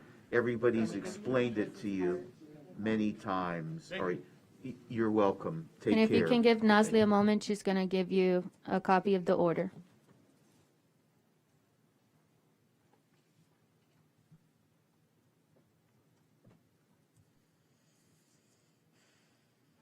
Case 5619.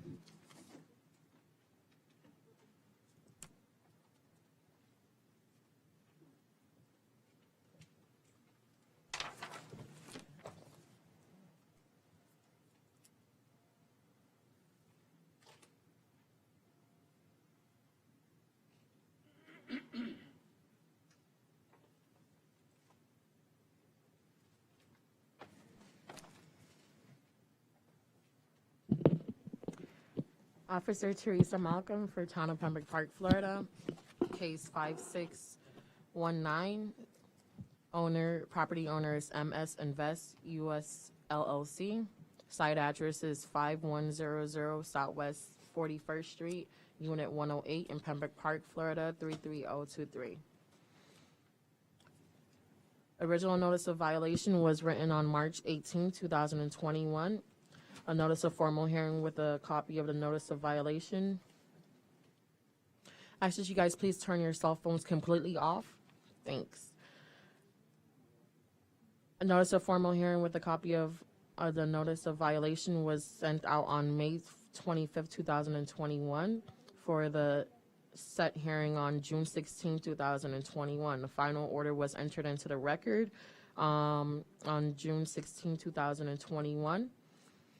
Affidavit of service as well as posting to the property for the notice of formal hearing for extension of time was done on August 30th, posting on September 7, 2021. We're here today for extension of time. I received an email from Mr. Evans on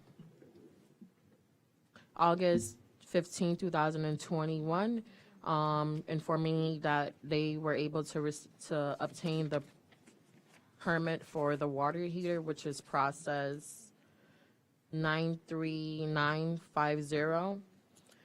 Also, that they went ahead and they obtained the permit for the interior, the kitchen remodeling, which is process 94083. I received also a copy of an extension letter from their architect to ask for an extension of 30 days. My recommendation would be for 30 days, if the judge will allow for more time. And Mr. Evans is here to speak. Thank you, Teresa. My name is Evan Stebo. I'm the registered agent for MS Invest LLC. Yes, indeed, as Teresa just stated, in good faith, we've been doing the due diligence as far as trying to comply. We finalized the AC permit on August 6th. We finalized the water heater permit on August 23rd. And on August 27, we obtained the architectural plan that the city requested that I do in order to get the master permit. We got that, we submitted to the city on August 27, actually August 30th. And yesterday I received about 11 comments that I'm working with the architect right now to finalize those in order to get the master permit and ultimately get the permit, be in compliance with the city. So having said that, I respectfully ask at least 45 to 60 days to finalize the process, given that the architect is very busy right now. I have a conference call with him at 11 o'clock this morning. He's gonna let me know more or less when he can look over the review and ultimately provide the revised plan so we can continue with the process. Okay, 30, 45, or 60 days, what's your recommendation? At this point, let's do 45 days. Okay, so be it. All right, and how much per day? It was $50 per diem. Great. Okay, based on the testimony of the code compliance officer and the evidence that's been presented, there's substantial competent evidence to support the city's position. You'll be given 45 days in which to comply with all the violations, or $50 a day thereafter. $50 a day thereafter, per diem. Yes, exactly. Just get it taken care of, that's the bottom line. Thank you. Thank you, sure. Sir, wait for the copy. Case 5384.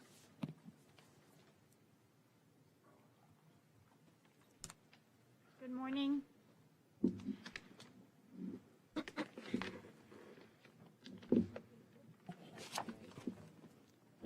Chief Code Enforcement Officer Jocelyn Ramirez, case 5384. Property owner Robert and Deborah Feeney. Property address 5501 Southwest 34th Street, Pembroke Park, Florida, Unit 1 and 2. A courtesy notice was given on May 13, 2020 by regular mail. On October 13, 2020, a notice of violation was given by hand and regular mail. On August 26, 2021, a notice of formal hearing with a copy of the notice of violation was sent out by certified mail on August 31st, 2021, and posted to the property on September 7th, 2021. The violations were for overgrown vegetation, damaged chain link fence, exterior wooden fence, requires maintenance, roof exterior requires maintenance, exterior walls require maintenance, common areas require maintenance, and dead vegetation requires removal, and prohibited outdoor storage requires removal of miscellaneous items. At this current time, the property is still in need of extensive maintenance. My recommendation is to give 30 days to comply, if not a $50 per diem and a $100 admin fee. That is all I have to present. The property owner is here. Please state your name for the record and how you relate to the case. Deborah Feeney, I'm the property owner. And whenever she came over, she said that the house needed to be painted. We had already done that. The house was fully painted on the outside, correct? Okay. Correct. The chain link fence was fixed. The only thing that's remaining, that's the major, I mean, the grass is cut. I had to retain someone because my husband can no longer do it. He broke his knee in 3 pieces, decap. The guy didn't show up, so I had to hire somebody else. You can go down. Everything is fine. The chain link is fixed. I painted the exterior wooden fence. I don't know if you've been there since then. Not yet. Okay. The last time I was there was Okay. September 7th. Yeah, and I also removed what they call weeds on the fence is wild jasmine. I cut it completely down. Okay. Okay? So the only big issue we have is the roof. I would love to have a new roof. We've been putting out, I have people come in, everybody wants a large amount of money. my car that I just got back on the road so I could start working again just cost me $6,200 at Toyota. The money that I had saved up for the roof, so the best thing I can do is clean it up, slap a coat of paint on it because there is no roof damage. And that's the best I can do. Okay. Anything else from the city or yourself? It's your husband next to you? Yes. Right. Okay, just want to make sure because. Yeah, I came all the way from Orlando just to come and see you guys this morning. Okay, Robert Feeney. Well, should have known that because is that Walt Disney? Yeah, right. There you go. Oh, he's wearing that too. Okay. Okay, an eagle. All right, well, Yeah. all right. There have been claims made by the city that of the violations. So, you're just going to have to take care of all that. As far as the best you can do, you're going to have to do better. You're going to have to do what the city requires you to do. The best And like you I can, said, the best you can do is is not good enough sometimes. So they set the standards. I don't, and you don't. So you're just going to have to do that. So I'm going to go ahead and in light of what the city's position is, what they've said, and they'll go out and determine whether or not there's been compliance in some of the other areas like the vegetation and the chain link fence and whatever yes, else. I'm that's gonna all been find taken care of. substantial competent evidence to support the city's position, and you'll be given 30 days in which to comply or $50 a day thereafter. Okay, that's fine. Okay. On the fence, whenever she comes over, it's not fully painted because I didn't know if it was going to be good enough for the board. So I wasn't going to put 2 coats of paint on it, but it will be done. It's As fine. long as everything appears in neat appearance, that is what the town is looking for. That's how the town reads. Okay, Okay. that's fine. That's it. All right, so upon reinspection, we'll determine that. Okay. Have a safe drive back. Okay. Yeah. How did you know I was driving back? I thought you said you came from Yeah, I Orlando. came from Orlando because I'm babysitting my Yeah. daughter's house, Yeah. and I didn't want to throw him under the bus by himself. Okay, well, that's a good idea. If you can hold a moment, and Nasli will get you a copy of the order.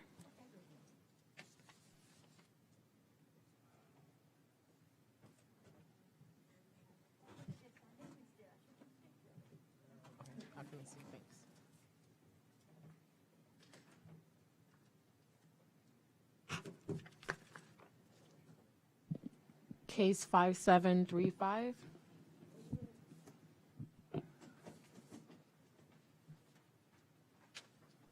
Thank you. Good morning. Officer Teresa Malcolm for Town of Pembroke Park, Florida. Case 5735. Owner is Danny LaRouche. Site address is 3105 Southwest 23rd Street in Pembroke Park, Florida, 33009. Original notice of violation was written on April 14, 2021. A notice of formal hearing with a copy of the notice of violation was certified mailed on August 30th, 2021. Posting to the property was done on September 7th, 2021. Notice of violation originally was for a camera system that was installed without a permit.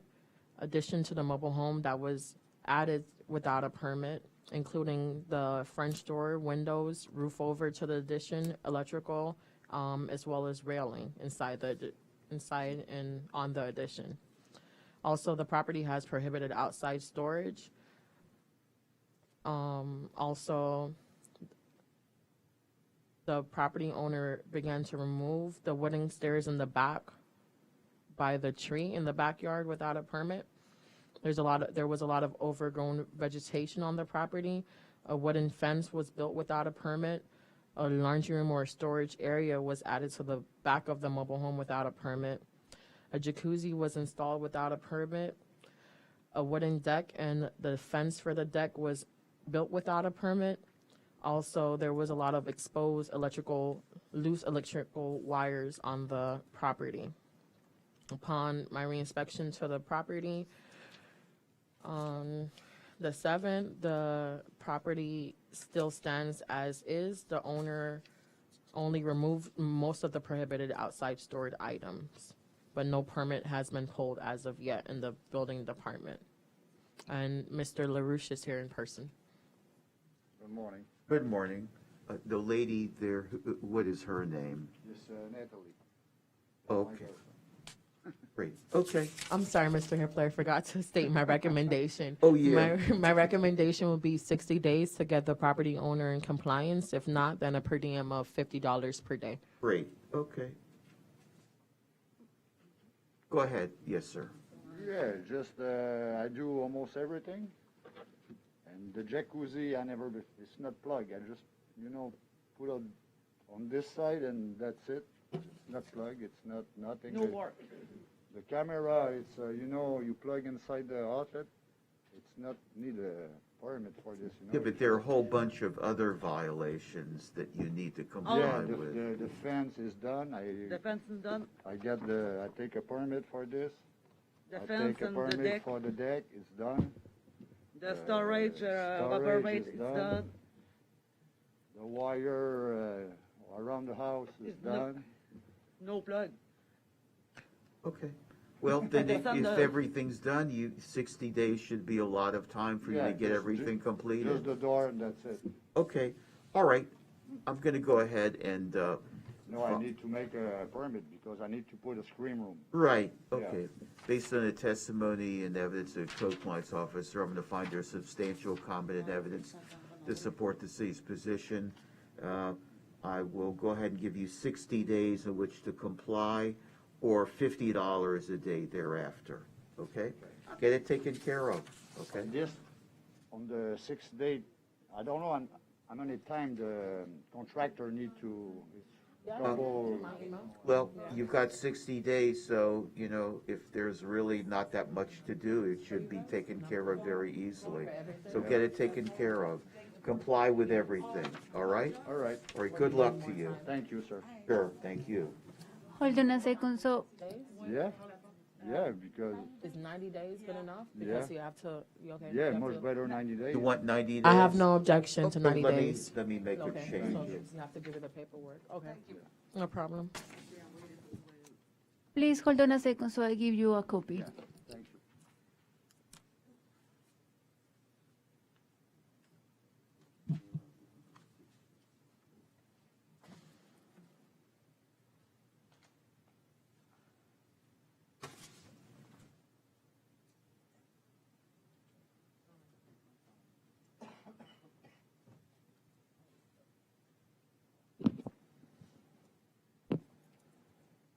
It's cool in here, I see you. But that's okay with me, Is everybody cold? No, I keep it this way, Another 20 degrees lower. No, I'm kidding.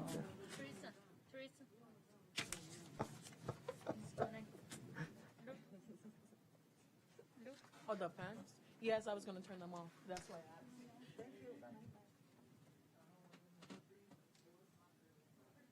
Great air conditioning. Oh, no, keep it going. Ooh.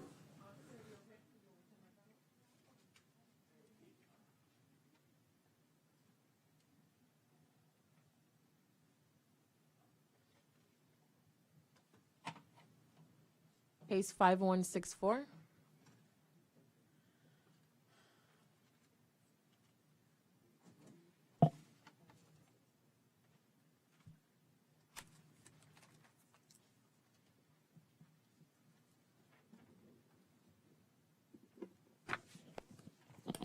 Chief Code Enforcement Officer Jocelyn Ramirez, case 5164, property address 3437 Southwest 52nd Avenue, Pembroke Park, Florida.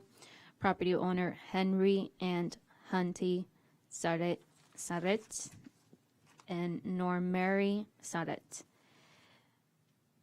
The notice of violation was given on June 23rd, 2020 by regular mail.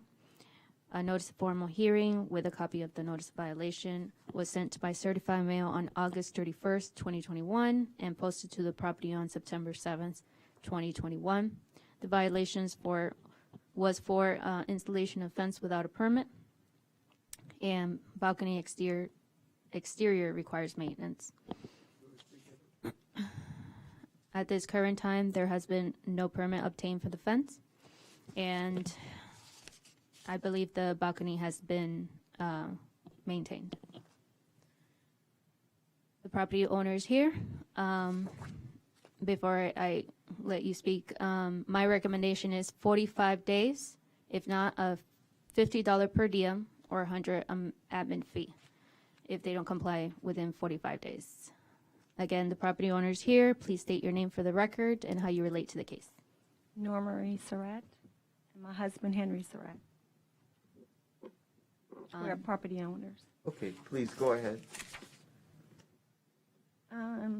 We tried to find someone last year to take care of the violation. A little louder into the mic. We tried to find someone last year to take care of the violation. It was very difficult due to the COVID, but we finally found someone to do it. But he wasn't very credible. He ran away with the funds. So right now we're in the process of trying to find someone else to take care of the issue. Okay. My recommendation is 45 days. Can we get a 60 days? Yes, I have no objection to 60 days. Okay, great, okay. Thank you. Should be able to take care of it in the 60 days.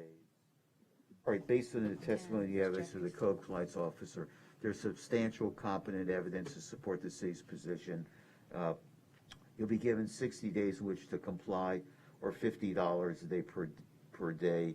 And after the 60 days, if there's no compliance, and there's always a $100 administrative fee for these. Okay. Thank you.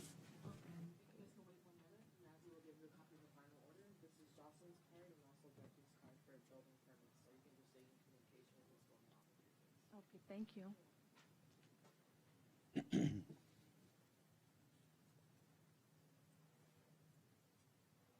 Would like to go? Okay. Okay, Magistrate, my name is Miguel Nunez, building official, Town of Pembroke Park. At this time, I am representing case 6045 for the property address 2601 John P. Lyons Lane, Pembroke Park, Florida 33009. This is a violation of the 40-year safety building inspection in accordance to Florida Building Code Section 110.15. At this point in time, based on the previous interaction, we couldn't get a hold to the Property owner? Property owner. Right. And we're gonna present it anyways. He is aware of these proceedings. Yes. He has text the chief code enforcement officer that he was not gonna be able to make it here. We're trying to make accommodations to call on the phone. Right. But we have not had that opportunity yet. Okay, I think you already testified, so I don't think you need to testify again. If you want to, it's up to you. But he's been noticed, he's aware of the proceedings. You've gone, you've done a really splendid job of being fair to allow him to testify. He said he's not going to attend. That's life. So this is the one where you already testified. That is correct, sir. Okay, all right.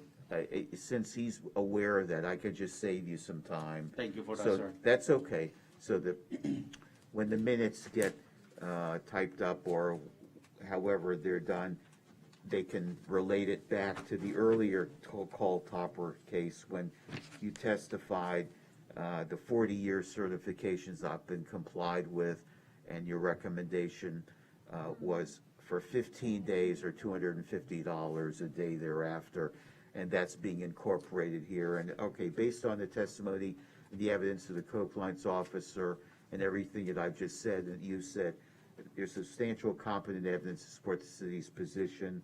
They'll be given 15 days in which to comply, or $250 a day thereafter. That takes care of that one. I think there was another one that might have been subject to a phone call. If, get hold of them, fine. If you can't, Thank you, sir. that's life, really. I mean, they're noticed, they should be here, they should be willing to testify or call you, so, anyway, sure. And on this case, $100 administrative fee. Oh, yes, if I don't say that, I made it, the orders are all gonna reflect that. That's mandatory, so forgive me if I don't say it, so. I Thank you, say sir. it now, that's okay, thank you. That concludes my cases. Thank you. Busy today, ooh. Yes, sir. Case 5123.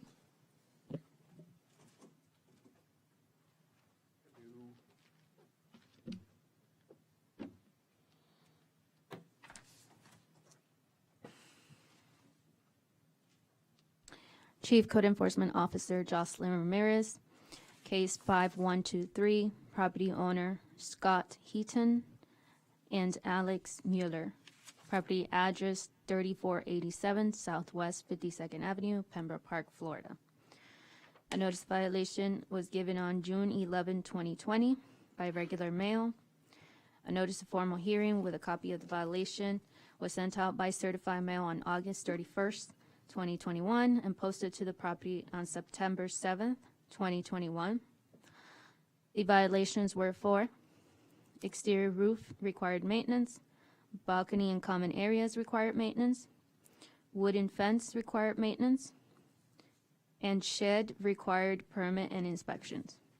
At this current time, the property owner has replaced the wooden fence, and there is a current permit process for it.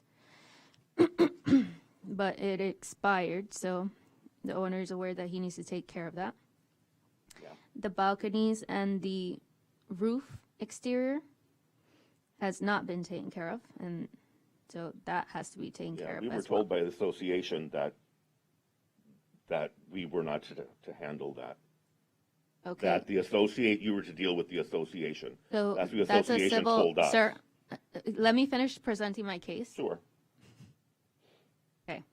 So as I mentioned, the roof exterior and the balcony exterior has not been taken care of.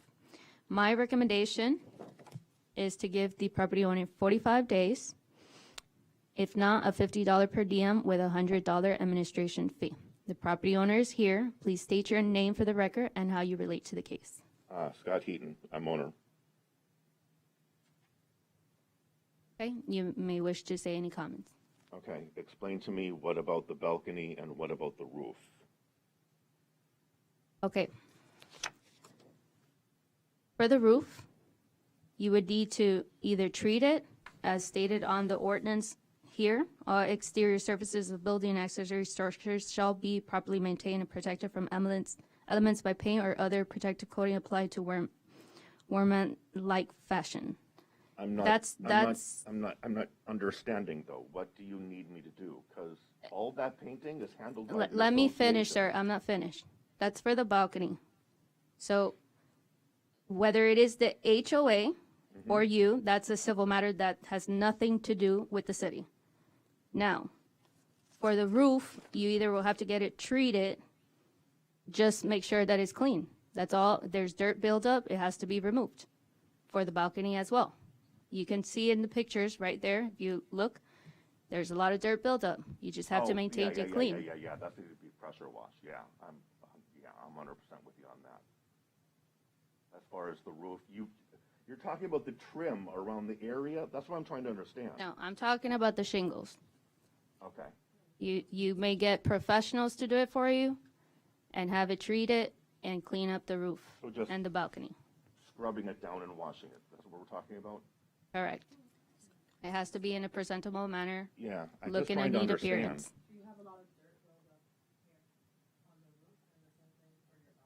Oh, okay. See, if it was explained to me, it would make it a lot easier to comply with. The back of your property, you just look up and Yeah. Okay, yeah, that's not a problem.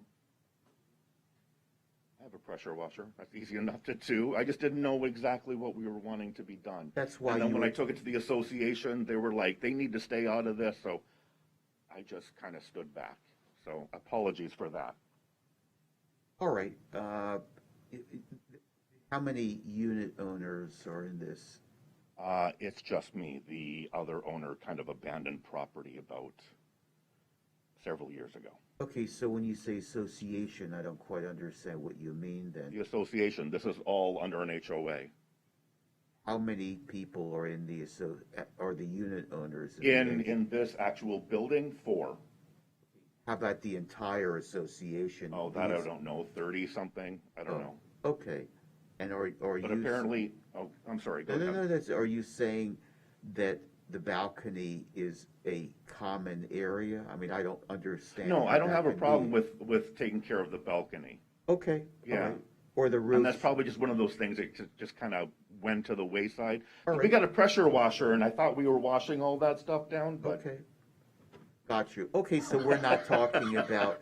a But I com- wasn't sure about the roof, what exactly we wanted to be done with the roof. But And if now I you're- was the only one getting this, and that's Commons area for the HOA, so.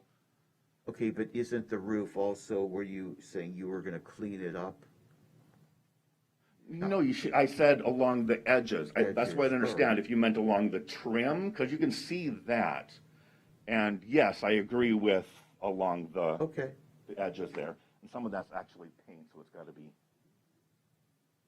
Okay, repainted. so But, my yes, that's recommendation not a is problem. 45 days. Is that sufficient time for you?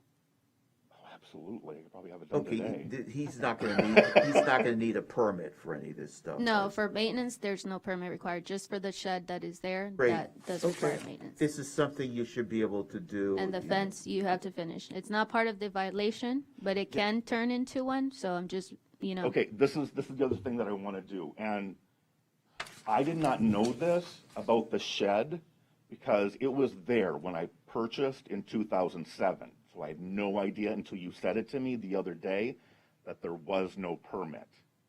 So I was just going to fix the edge of that and just, make it nice and pretty. But if I have to do a permit for the whole thing, I'm going to have the guys come back and put the fence all up along the edge, and then probably have it demoed, because, then you need a demo permit. yeah, then what's the point? You So, need a do you want- demolition can- permit. I'm gonna give you Jeffrey Lewis, he's the permit specialist, his card. And then my card. And I'm sorry I'm difficult, I just am. I'm headstrong. What Sorry. was it? Really? Well, it's okay to be that sometimes. Most of the time, it's better not to be that way. But Yeah, I that's know, your and this is one of decision. those times. Okay, all right. So what I'm gonna do is, in accordance with the city code officer's testimony and evidence, I'm gonna find there's substantial competent evidence to support the city's position. Did you want to say anything further or not? No? Okay, great, Can I okay. just Let me make my ruling then. If you want to comment, that's up to you. Otherwise I'll forget what I keep saying over and over again, like a record, okay?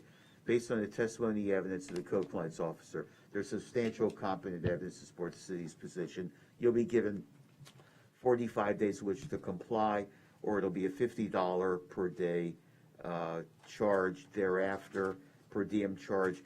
As always, a $100 mandatory administrative fee. Okay, now, quickly.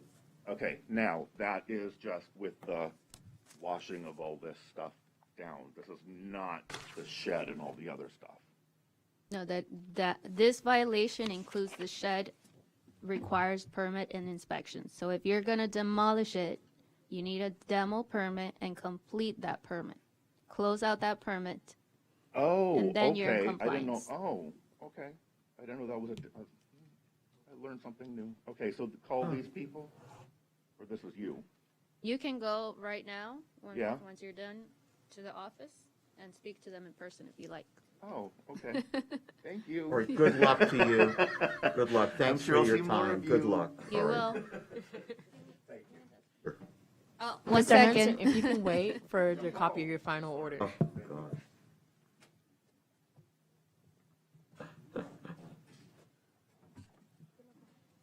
Case 5168. Chief Code Enforcement Officer Jocelyn Ramirez, case 5168, property owner Dolores Bullock, property address 3425 Southwest 52nd Avenue, Pembroke Park, Florida. A notice of violation was given on June 23rd, 2020. A notice of formal hearing with a copy of the notice of violation was given by certified mail on August 31st, 2021, and posted to the property on September 7th, 2021. The violation was for installation of fence without a permit, and balcony exterior requires maintenance. At this current time, there is no permit for the fence, and just give me a second to see the balcony.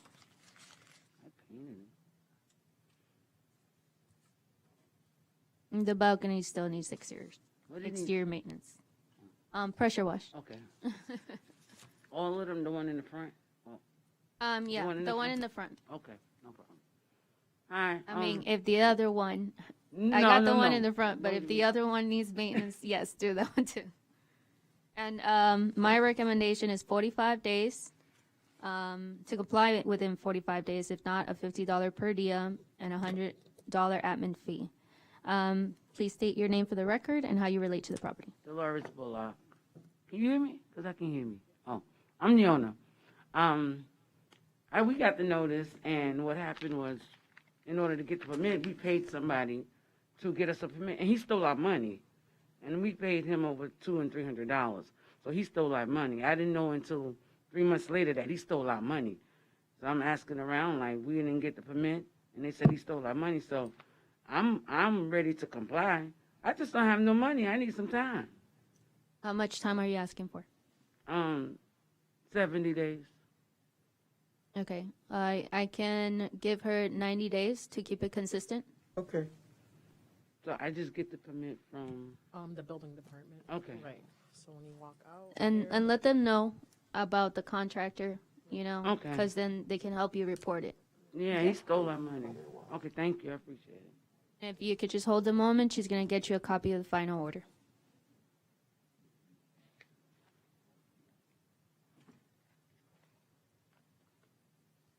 I'm gonna give you a copy, so hold on a second, please. Case 5169.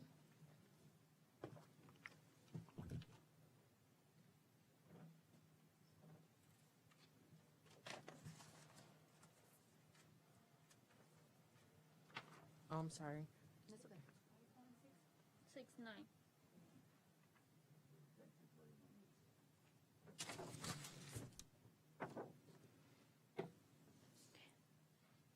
Chief Code Enforcement Officer Jocelyn Ramirez, case 5169. Property owner Getty Pierre. Property address 3427 Southwest 52nd Avenue, Pembroke Park, Florida. Notice of violation was given on June 23rd, 2020 by regular mail. A notice of formal hearing with a copy of the notice of violation was sent out by certified mail on August 31st, 2021, and posted to the property on September 7th, 2021. The violations were for installation of fence without a permit and balcony exterior requires maintenance. At this current time, there is no permit for the fence. Just give me a moment to verify the balcony. The balcony exterior has been maintained. I am recommending 30 days to obtain a permit for the fence. If not, a $50 per diem and a $100 admin fee. The property owners here, please state your name for the record and how you relate to the property. Any comments you wish. My name is Katie Pierre. I'm the owner of the property. Like Dolo is just saying, we have the same issue with the fan. The guy who was doing the fan for me, he didn't get no permit, and he didn't say that I need a permit. So that's why we was getting the fan. But I think I need more than 30 days for me to figure out, because How many days? He's stealing my money too. I pay $435 to get the permit for the fan. The guy didn't have no license. Okay, so please state that to the building department. They'll help you report the unlicensed activity. How many days are you requesting? Maybe at least I need 90 days, because I have to find somebody else. Okay. To get the permit. 90 days is fine. Thank you. Based on the testimony you have as a co-client's officer, there's substantial competent evidence to support the city's position. You'll be given 90 days in which to comply, or $50 a day thereafter.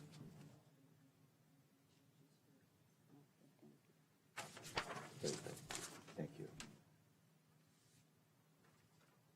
Give me a second, so I'm gonna give you the copy.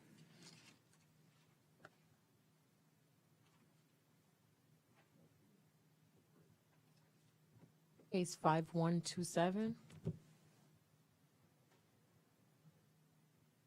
Chief Code Enforcement Officer Jocelyn Ramirez, case 5127, property owner Matheli Investments LLC, property address 3818 Southwest 52nd Avenue, Pembroke Park, Florida.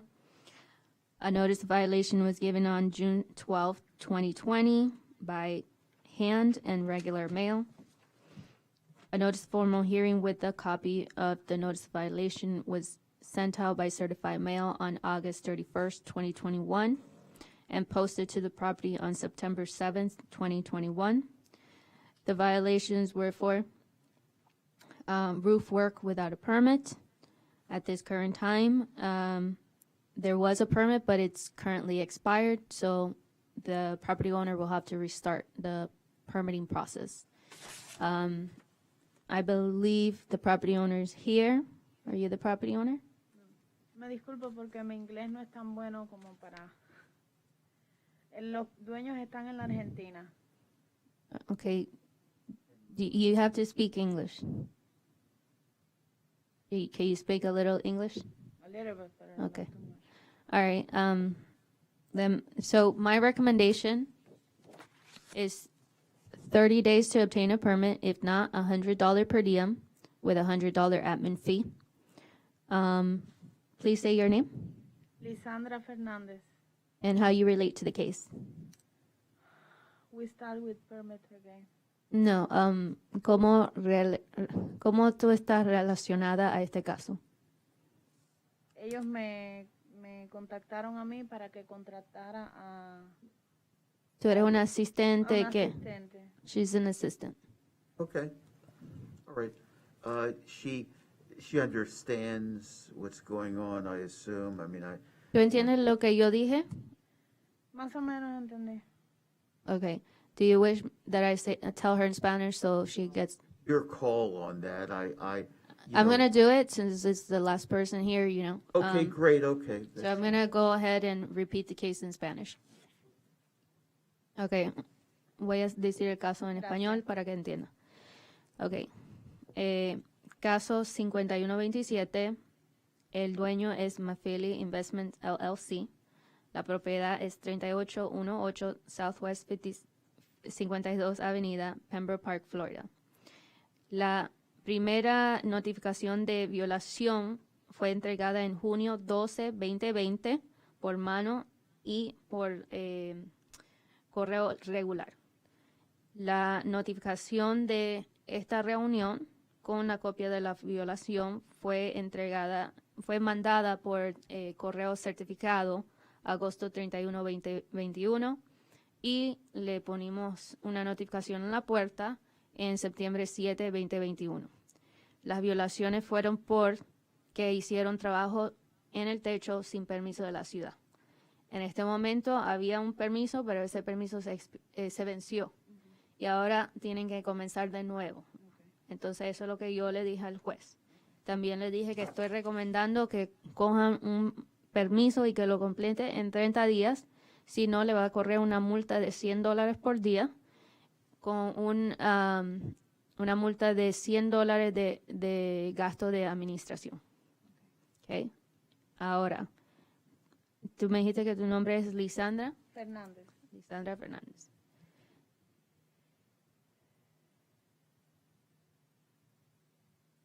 Y yo te voy a ayudar a que lo que tú digas se lo voy a traducir al juez. Gracias. What I told her is whatever she says, I'm going to translate to you. just ask her if she understands and explain to her the $100 per day and within 30 days, and that's good enough for me. I'm, not only knowing one language, I'm impressed with anyone knowing. And that's not me. I'm one, it's the old school type, so you're doing fine. Just tell her to comply, she's here. Él lo que quiere es que tú entiendas que si no cumples con las violaciones, te va a correr la multa de $100 por día, con $100 de administración. Yo te estoy dando, le estoy dando a la compañía 30 días para cooperar. Entonces, tú estás pidiendo más días, ¿qué quieres decir? Hoy va a ir otro contractor a dar un estimado, a ver, porque es que están cobrando demasiado. Another contractor is going to come and give an estimate. Y a ver si ustedes también me pueden ayudar con el contractor que le pagamos casi el 80% del trabajo y se negó a terminarlo, porque nos estafó como... She's asking for our help with a contractor, but I'm going to advise her that we can't. She has to find one on her own, really. No podemos porque es liability issues.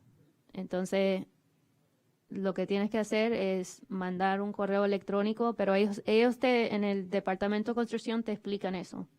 Que tú le puedes demandar una lista de los contratistas que han trabajado con la ciudad. Okay. I just told her that she can send an email to the town clerk. Right. So she can get a list of contractors that have worked with us. Good enough, and she'll decide. Okay. Okay, ¿algo más? No. Gracias doblemente por hacerme el favor de... 30 días está bien contigo.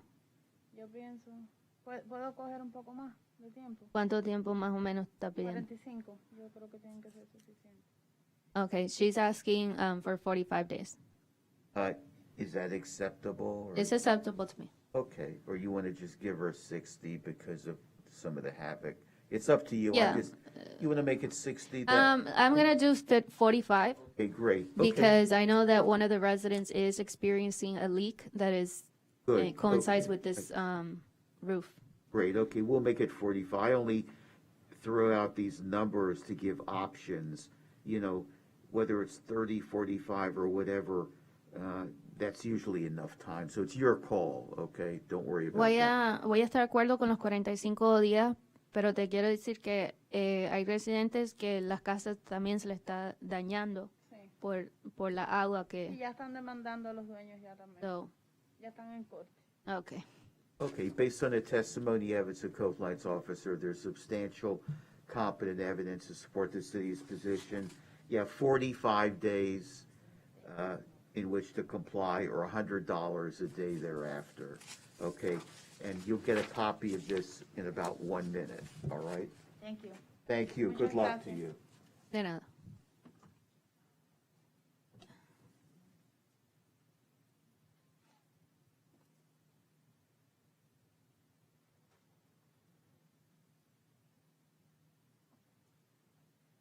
Mr. Hitler, would you like to take a break, or would you like to Just have resume? 5 minutes because I had 2 cups of coffee in the morning, Okay. 2.5. So I won't be longer than 5 minutes, and that's unusual.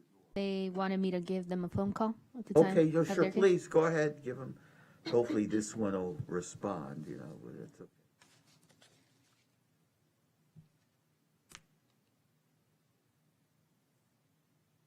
This is for case 5140.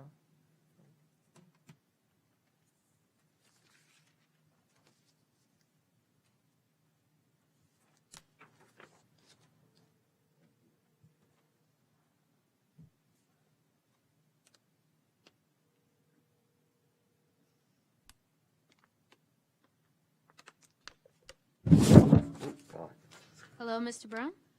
Yes. Hi, this is Jocelyn from Code Enforcement. Yes. Okay, I will be presenting your case. I'm going to have you on speaker. Once I'm done, then you'll be able to state your name for the record and how you relate to the case and any comments you wish, okay? Sure. All right. Stay on the line.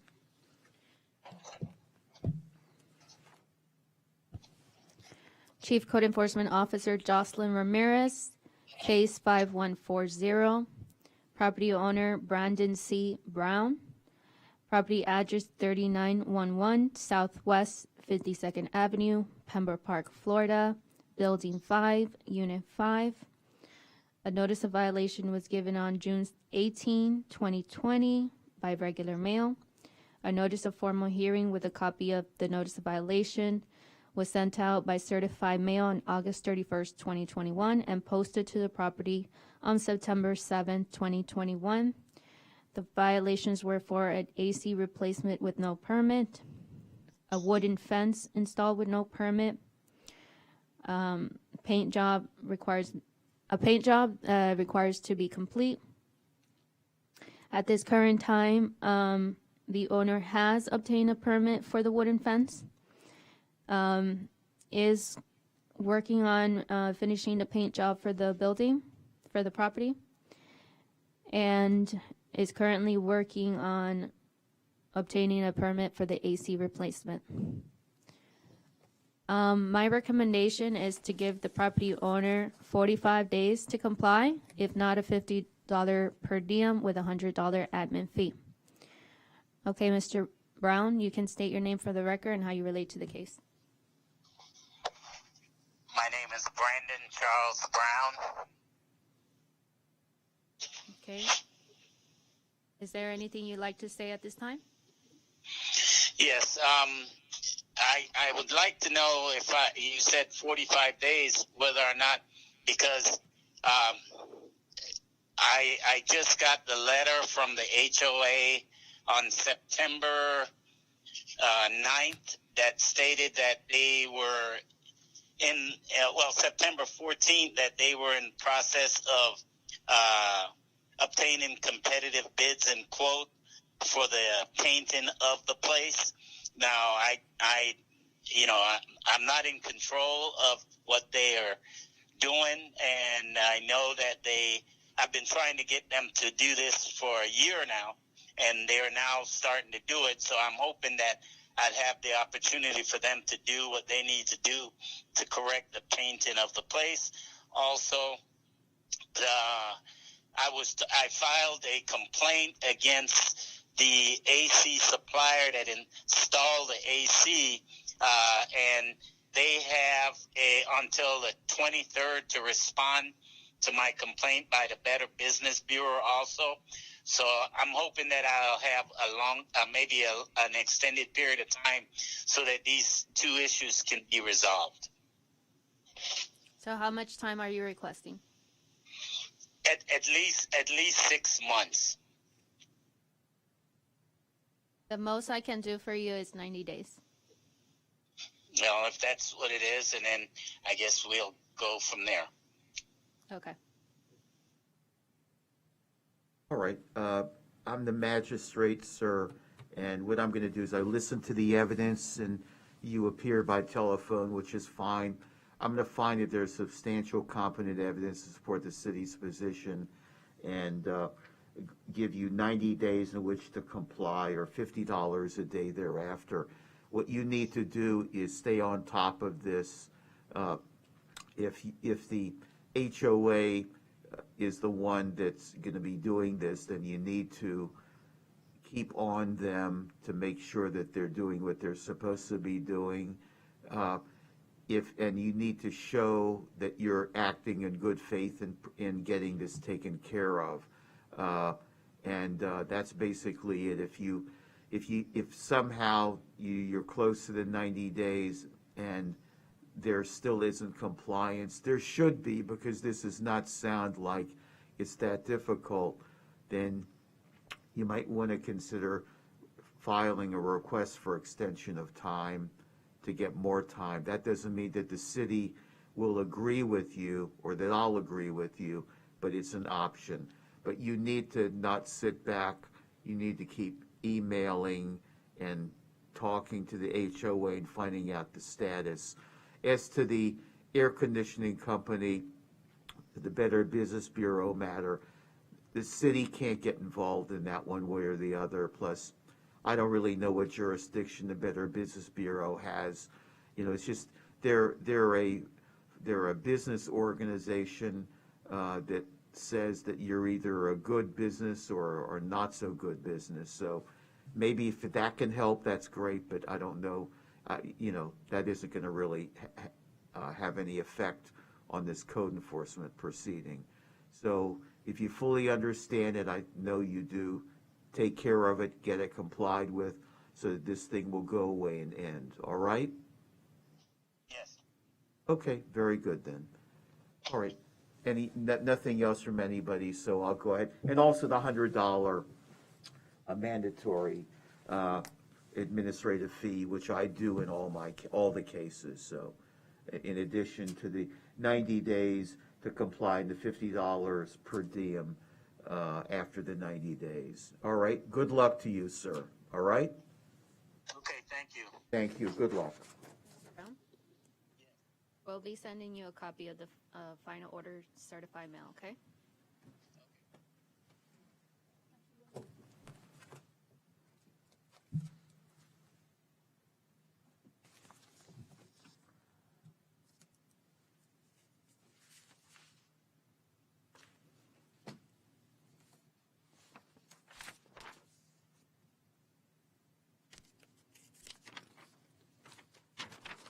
Case 5141.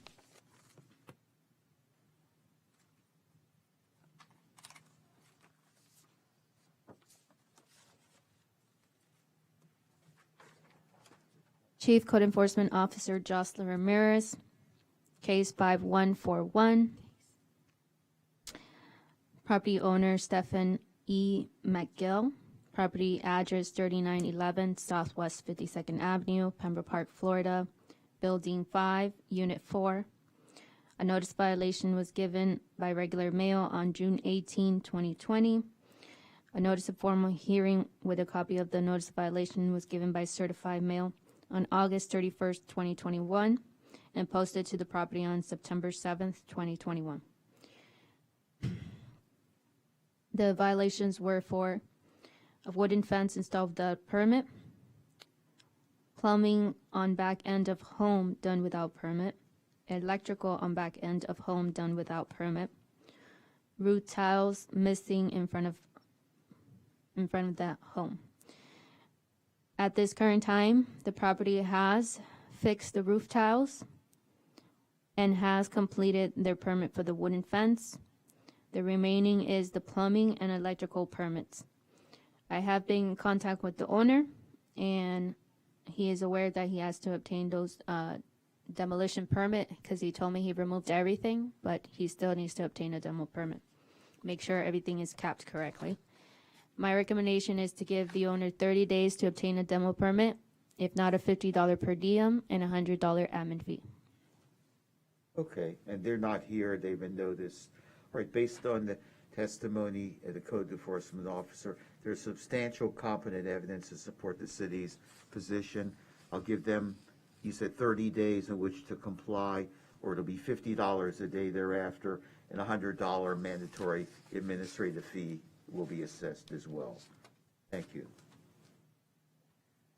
Case 5148.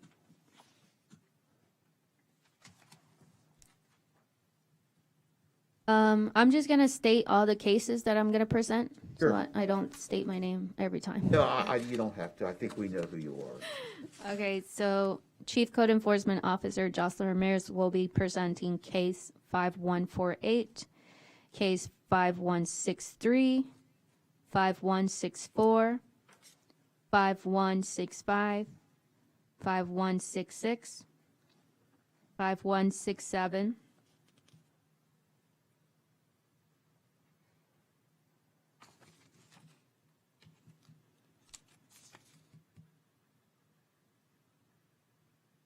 5704, 6186, 6189. And case 1238, 4420, 4469, and 4471. Okay, so back to case 5148.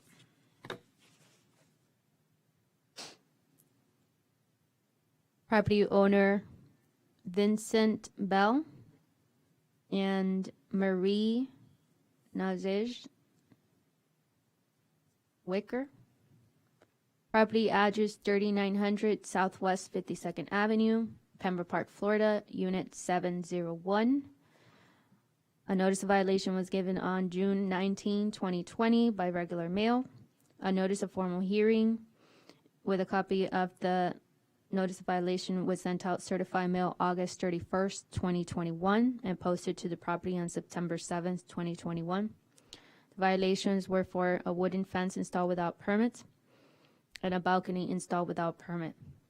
At this current time, no permits have been pulled for the wooden fence or the balcony. I have been in contact with the property owner as of 2 days ago. They're requesting 60 days to comply. So the gentleman explained he's a firefighter and he's always on duty. So I'm going to go ahead and give 60 days, if not a $50 per diem with a $100 admin fee. Based on the testimony and evidence of the code compliance officer, there's substantial competent evidence for the city's position. They'll be given 60 days in which to comply, or $50 a day per diem, and a mandatory $100 administrative fee.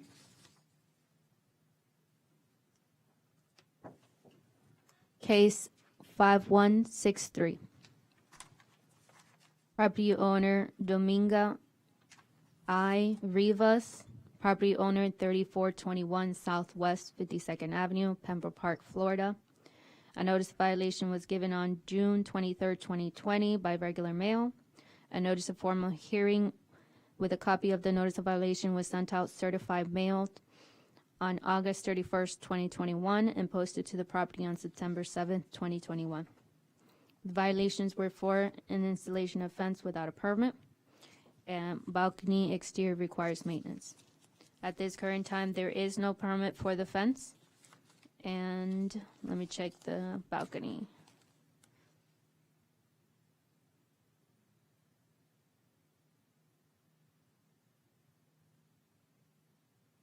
The balcony still requires maintenance. I am recommending that the owner comply within 45 days, if not at $50 per diem, with a $100 admin fee. Based on the testimony of the code compliance officer, there's substantial competent evidence to support the city's position. They'll be given 45 days in which to comply, or $50 a day thereafter, and a $100 in administrative fee.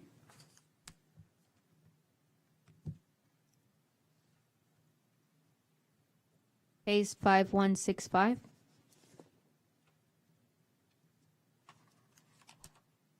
Property owner Juliet Valsing, property address 3439 Southwest 52nd Avenue, Pembroke Park, Florida. A notice of violation was given on June 23rd, 2020 by regular mail. A notice of formal hearing with a copy of the notice of violation was sent out certified mail on August 31st, 2021 and posted to the property on September 7th, 2021.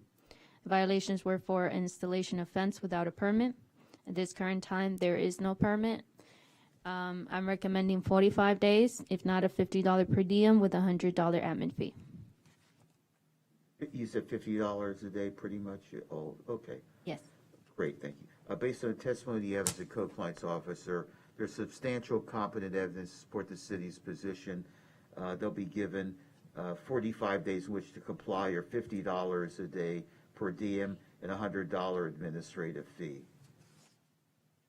This is Case 5166. Property owner Michael Avila Sanchez and Veronica Mendoza. Property address 3423 Southwest 52nd Avenue, Pembroke Park, Florida. A notice of violation was given on June 23rd, 2020 by regular mail. A notice of formal hearing was sent out with a copy of the notice of violation by certified mail on August 31st, 2021 and posted to the property on September 7th, 2021. The violations were for an installation of fence without a permit, and balcony exterior requires maintenance. At this current time, the owner has maintained the balconies. He did attempt to pull the permit for the fence, but things didn't work out.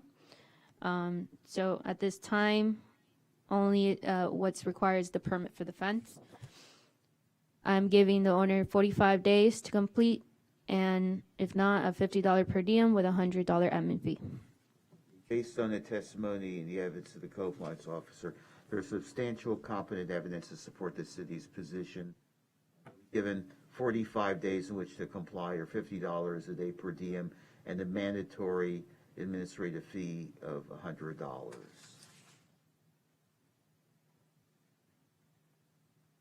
Case 5167.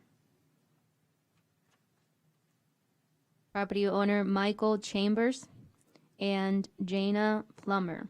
Property address 3433 Southwest 52nd Avenue, Pembroke Park, Florida. A notice of violation was given on June 23, 2020 by regular mail. A notice of formal hearing was sent out with a copy of the notice of violation on August 31st, 2021, and posted to the property on September 7th, 2021. The violations were for an installation of fence without a permit and for a balcony exterior that required maintenance. At this current time, there is no permit for the fence. And you give me a moment, check the exterior of the balcony.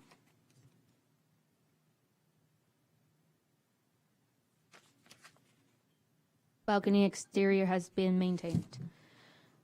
So at this current time, I'm giving the owner 45 days to obtain a permit for the fence, if not, a $50 per diem with a $100 admin fee. Based on testimony and the evidence of compliance officer, there's substantial competent evidence to support the city's position. They'll be given 45 days in which to comply, or $50 per day until there's compliance. It'll be a $100 administrative fee.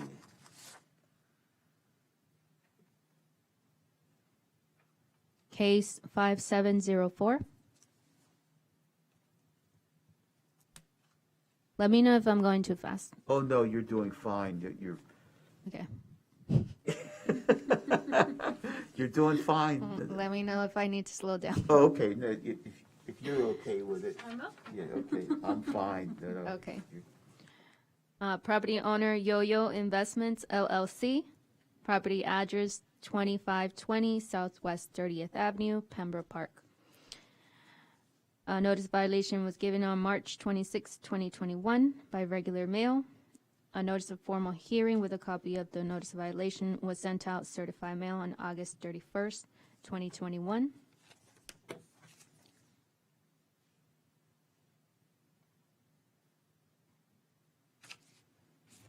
And posted to the property on September 7th, 2021.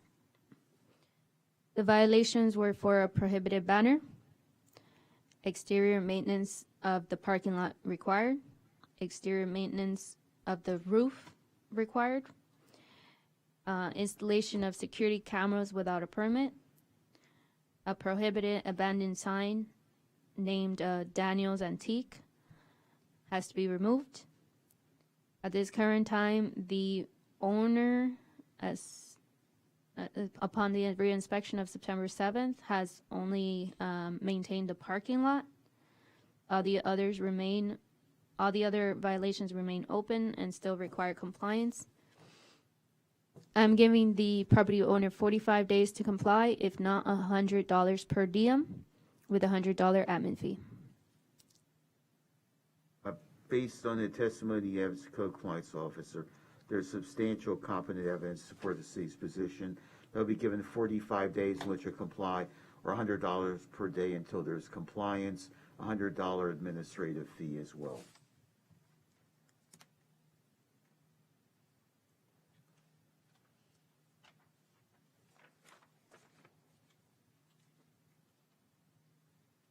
Case 6186. Can you repeat the case number? 6186. Property owner Jeanette Verster. Property address 2503 John P. Lyons Lane, Pembroke Park, Florida. A courtesy notice was given on September 9, 2020 by hand and regular mail. A notice of violation was given on August 27, 2021, along with the notice of formal hearing on August 31st, 2021, and posted to the property on September 7, 2021. The violations were for exterior maintenance of the back end of the property is full of graffiti and still remains. Exterior maintenance of building paint color is faded, so they have to basically paint the whole property.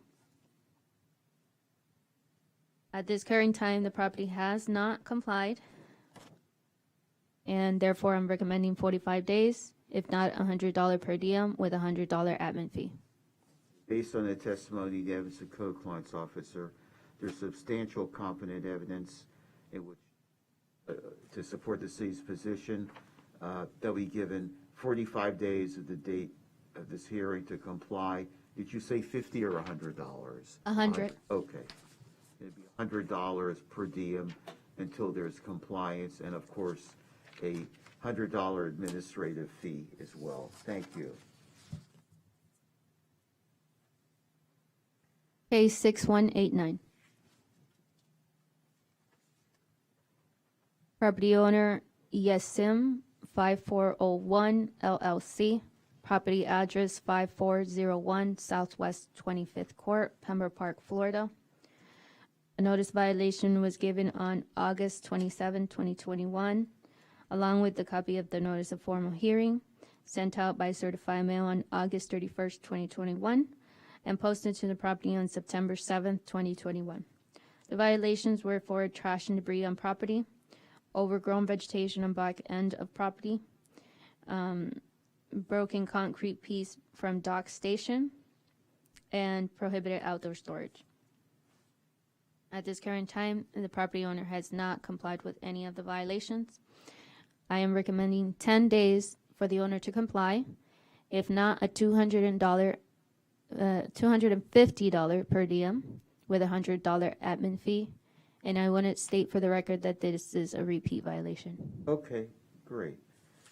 Based on the testimony of the evidence of code compliance officer, there's substantial competent evidence to support the city's position. They'll be given 10 days in which to comply, or $250 per day thereafter, and a $100 mandatory administrative fee that will be imposed. And this is a violation as well. Thank you.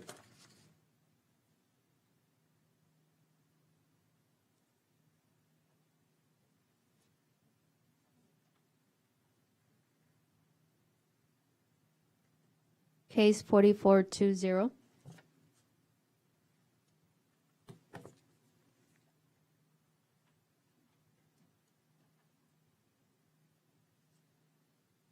Property owner Pembroke Crown LLC. Property address 2565 South Park Lane, Pembroke Park, Florida. A notice of violation was given on February 13, 2019. By hand and regular mail. A notice of formal hearing with a copy of the notice of violation was sent out by certified mail on August 7, 2019. A final order was imposed on August 22nd, 2019. An affidavit of noncompliance was given on August 31st, 2021. By certified mail. Notice of formal hearing with the confirmation of fine was sent out on August 31st, 2021 by certified mail and posted to property on September 7th, 2021. The violations were for no business tax receipt, and the company that they were using for the dumpsters is prohibited in the town. There's a current franchise contractor that every business has to obtain, and that's Waste Management. The owner has complied with the dumpster franchise contractor change, but still has an outstanding violation of no business tax receipt. So therefore, there is a confirmation of fine of $33,100. The breakdown is as follow. The fines of $50 per day accrued for 744 days from September 2nd, 2019 to September 15, 2021, which total $37,200. And then we had the town commission make a motion to cancel the daily fines of $50 per day from March 18, 20 to June 10, 20, a total of 84 days, which reduces the amount to $4,200. So therefore, $37,200 minus $4,200 plus the administration fee totals $33,100. Okay, I'll go ahead and adopt the city's position, confirming the fine for $33,100, and there's still no compliance? No. All right, it'll be ongoing. Very good, thank you. Case 4469.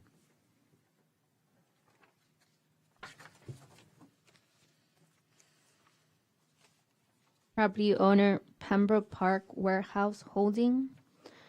The tenant is Waterman Plumbing. Property address 3120 Southwest 19th Street, Bay 153. Notice of violation was given on April 17, 2019, and it was posted to the property. A notice of formal hearing with a copy of the notice of violation was sent out certified mail on August 6, 2019. A final order was imposed on August 22nd, 2019, and sent out by certified mail on August 27, 2019. An affidavit of noncompliance and a notice of formal hearing to confirm fine was sent out certified mail on August 31st, 2021, and posted to the property on September 7, 2021. The violations were for no business tax receipt. At this time, the owner is having some difficulty obtaining the business tax receipt because he had to obtain some permits, and they won't issue a BTR unless he has those permits first. So there's kind of a stop on it. So therefore, the fines are accruing. So this is for a confirmation fine of $32,100.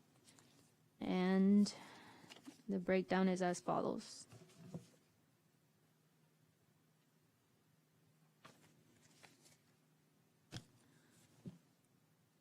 Final order was imposed on August 22nd, 2019, giving the owner 30 days to comply.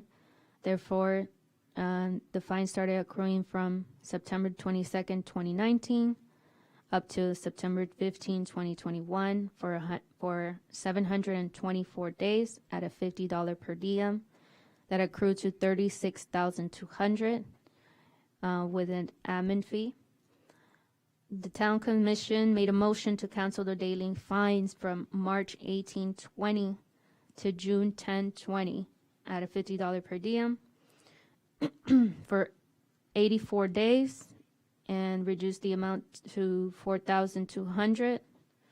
So therefore, the total will be $36,200, reducing $4,200 plus the $100 admin fee is $32,100.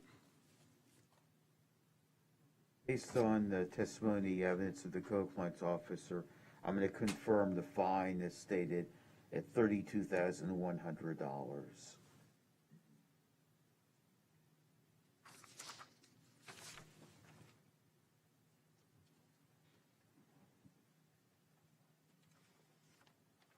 Case 4471.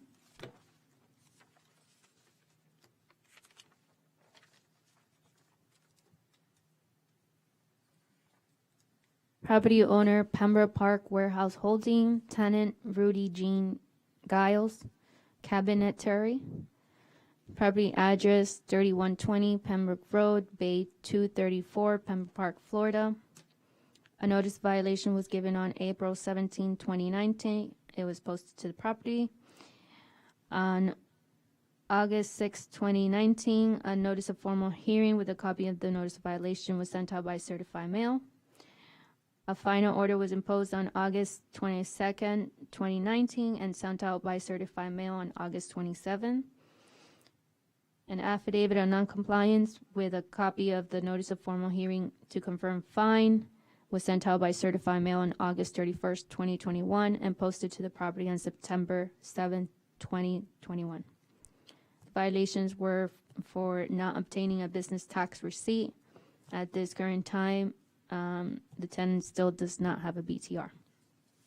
And I have had no communication with this property owner. With the tenant. And therefore, there's a confirmation of fine of $33,100. And the breakdown is as follows.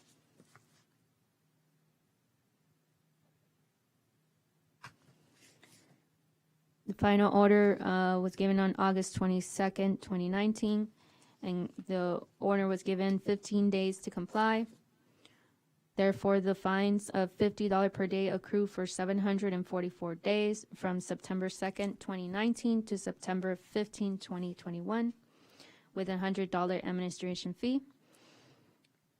The town commission made a motion to cancel daily fines for 84 days from March 18, 20 to June 10, 20, reducing the amount to $4,200. Therefore, the total will be $37,200 minus $4,200 plus $100 administration fee, totaling the amount of $33,100. Based on the testimony you have as a co-compliance officer, I'm going to confirm the fine is stated at $33,100.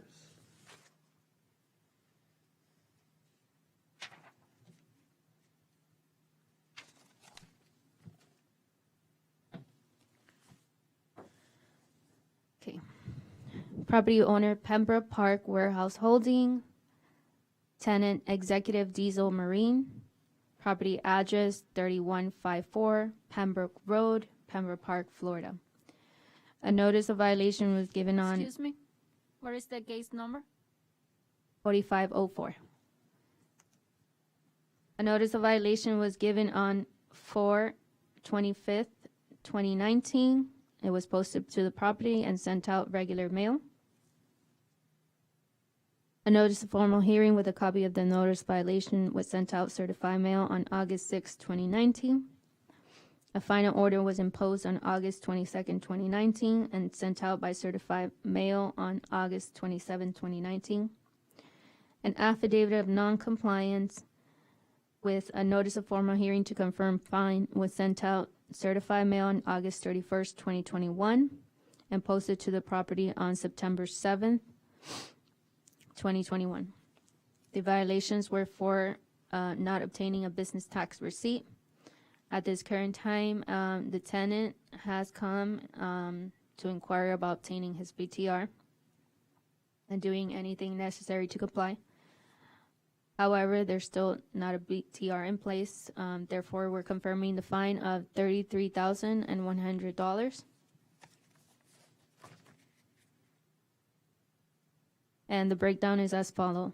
A final order was imposed on August 22nd, 2019, giving the tenant 15 days to comply. Therefore, the fine accrued from September 2nd, 2019 to September 15, 2021, a total of 744 days at a per diem of $50. So the accrual is $37,200. In addition, a $100 admin fee. The town commission made a motion to cancel the daily fine from March 18, 20 to June 10, 20, a total of 84 days at a $50 per diem. So therefore, the totals will be $37,200 minus $4,200 plus 100 admin fee is total of $33,100. Based on the testimony and evidence supplied by the code enforcement officer, I'm going to confirm the fine in the amount of $33,100.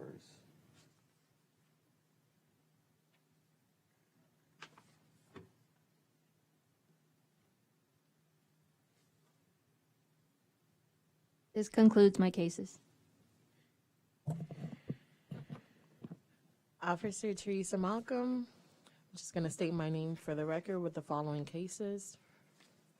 Case 5636, case 5801, 5808, 4876, 5185, 5186, 5195, 5701, 5702, and 5706. Didn't forget one, did no, I'm kidding. No. I'm kidding, that's all right. Case 5636. This case, I'm requesting it for Tom's motion to vacate this final order. Property owners are Irene Quitney. I can't find that case. 5636? 36. In the beginning. I'm sorry. Okay. Property owners are Irene Quitney as well as Miller Shorshrake. Site address is 5441 Southwest 41st Street in Pembroke Park, Florida 33023. Motion to vacate this the final order that was entered into the record on July 20th, 21, due to code enforcement findings that the original AC that was installed per the violation was actually the AC that was installed originally in 2005 when the property was built. So we're doing a motion to vacate that final order. All right, so that's fair enough. And then are there going to be new violations or something? No, not for this. Not No, for this. we're just closing it out. Great, that shows how diligent you are because, there is an error made, nobody's perfect, and that's life, so. All right, I'll go ahead and vacate the earlier order, and, I'll sign, I just signed off on it. Very good, thank you. Case 5801.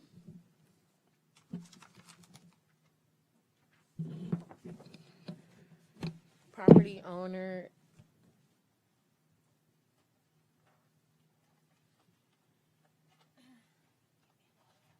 Property owner is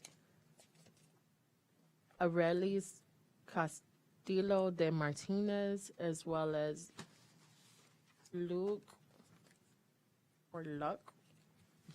Martinez.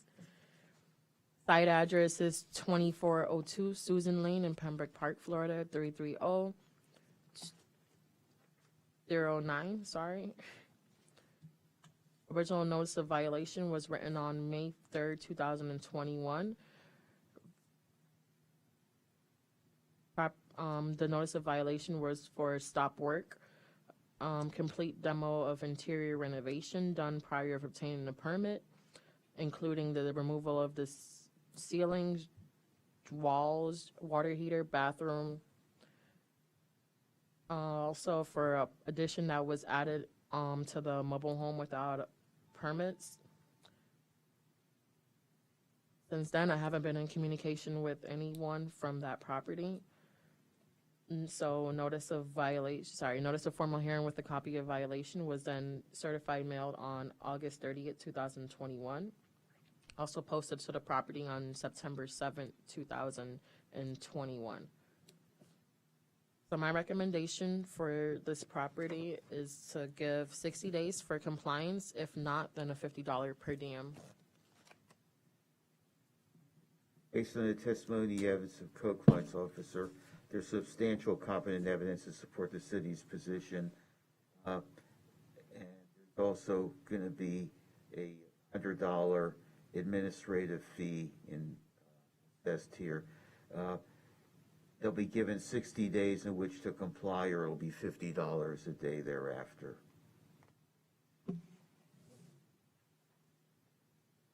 Case 5808.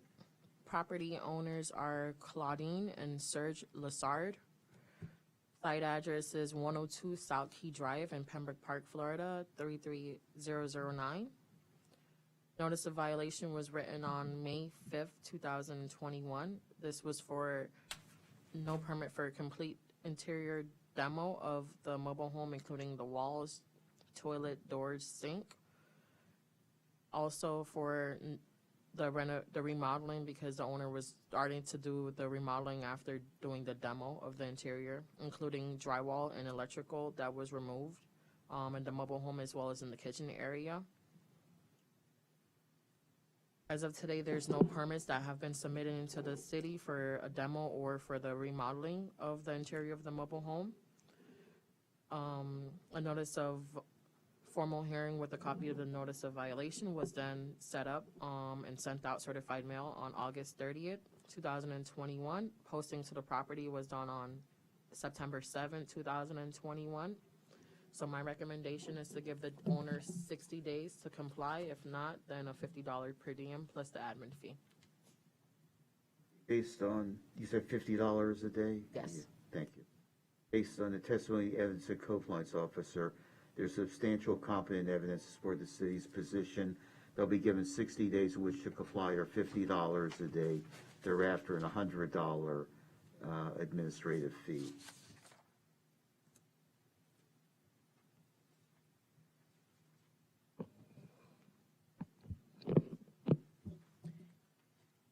Case 4876. Property owners are Discount Auto Parts, Inc., care of Advanced Stores, CO, Inc., also Elegant Beauty Supplies. Site address is 3000 West Hollandale Beach Boulevard, Pembroke Park, Florida, 33009. Original notice of violation was written on January 27, 2020. It was for 2 storefront windows that were cracked and damaged on the west side of the building. The property owner needed to obtain permits, to replace those windows with building permits. As of today, the property owners went ahead and complied by replacing the windows. So we're here for confirmation and fines. I'll just read into the record for the history of the case. Property notice of violation was on January 27, 2020.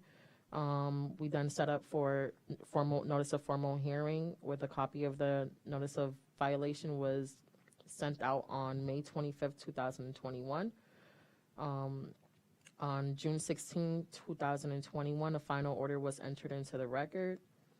On August 30th, 2021, the notice of formal hearing to confirm fine, as well as the affidavit of noncompliance, was certified mailed on August 30th.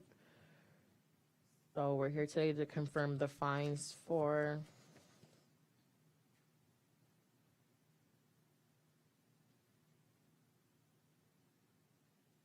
so the accrual of fees were from July 16, 2021 to today's date, 9/15/2021, and that ran for 61 days, totaling $3,050 plus the administrative fee. So we're confirming the fine for $3,150. Based on the testimony of the compliance officer, I'm going to confirm the fine in the amount of $3,150. Still no compliance, of course. They became into compliance very recently. We're still working on the back end to. That'll be to be determined. Right, There to you be go. determined Okay, for yes, the compliance date. Super, thank you. There you go.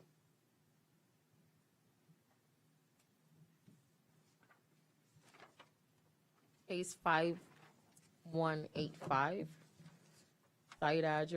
Property owners are 3180 Pembroke LLC. Site address is 3180 West Hollandale Beach Boulevard in Pembroke Park, Florida, 33023. Original notice of violation was written on June 25th, 2020. This was for the neon lights that were around the windows, which are prohibited in our town, as well as neon signs in the windows, which is prohibited as well. Also a banner on the dumpster enclosure, which those signs are prohibited in the town. So then we set up for a formal hearing, which was certified mail on May 25th, 2021. On June 16, 2021, a final order was entered into the record and then also on August 30th, 2021, we set up for notice of formal hearing to confirm the fine, also with the affidavit of non-compliance. Very recently, they became in compliance, so we're here today to confirm the fine of the $100 admin fee. Okay, based on the testimony of the code enforcement officer, I'm going to go ahead and confirm the fine in a total amount of $100, which you'll have a lien on it one way or the other, so thank Right. you. Case 5186. Property owners are Pembroke Park Lakes, Inc. Site address is 3196 West Hollandale Beach Boulevard in Pembroke Park, Florida, 33009. Original notice of violation was written on June 25th, 2020 for a damaged fence on West Hollandale Beach Boulevard, also for a damaged sign that was removed prior to obtaining a permit. We then set up for formal hearing with the copy of the notice of violation, which was certified mail on May 25th, 2021. A final order was entered into the record on June 16, 2021. Then on August 30th, 2021, an affidavit of noncompliance as well as a notice of formal hearing to confirm the fines was then certified mail. We're here today to confirm the fine for, apologies, the property owners became in compliance with their permit by closing it out on September 1st, 2021. So the accrual of fees ran for 47 days from August 16, 2021 until September 1st. The fines totaled $2,350. So we're here to confirm the fines for $2,450, including the admin fee of $100. Okay, did you say there has been compliance? Yes, they complied on the 1st of September. Okay, so then the first, where it says this cause in the order, it should be based upon the evidence presented. It says, and there being no compliance. Should I strike that? Yes, please. I'll have it corrected. No, it's okay. I can initial it. Whatever is easier. It's up to you. Because I'm signing the second page. So I'll strike and there being no compliance. I'll just cross it out. All right? Okay. And I'll initial it. Okay. Thank you. By that way, they won't get stirred up or anything like that. I mean, Correct. even if they do. All right. Okay. I'm going to confirm the fine based on the testimony evidence. Code compliance officer of $2,450. And I initialed it there as well, so. Thank you. Sure. Case 5195. Property owner is our ZEGCO LLC, or also known as Sundrift Apartments. Site address is 3181 West Hollandale Beach Boulevard, Pembroke Park, Florida, 33009. Original notice of violation was written on June 25th, 2020. We then set up for notice of formal hearing with a copy of the notice of violation, which was certified mail on May 25th, 2021. A final order was entered into the record on June 16, 2021. We then set up for notice of formal hearings to confirm these fines It was certified mail on August 30th, 2021, posted to the property on September 7th, 2021. Also, a notice of affidavit of non-compliance was entered into the system on August 30th for non-compliance. Property notice of violation was for building maintenance, which required the building to be repainted. Also for a dead or dying palm tree that was in front of the property. The owners needed to replace that tree in accordance to the town ordinance 2742, and also for exterior floodlights that were installed on the top of the building prior to obtaining a building permit.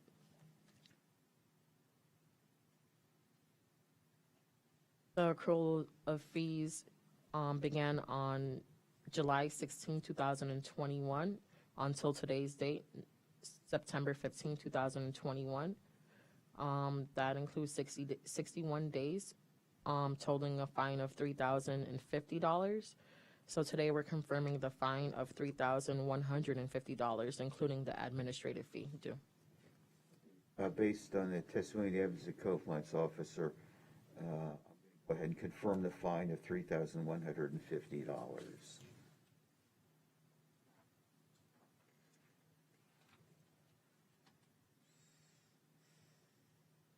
Case 5701. Property owners are 2400 Southwest 30th LLC. Site address is 2400 Southwest 30th Ave in Pembroke Park, Florida 33009, Bay B. Original notice of violation was written on March 26, 2021.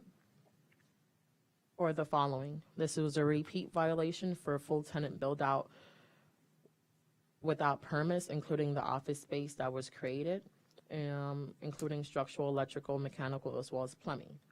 Racking pallets added to the bay without permits, windows installed in the office area as well as the warehouse area without permits.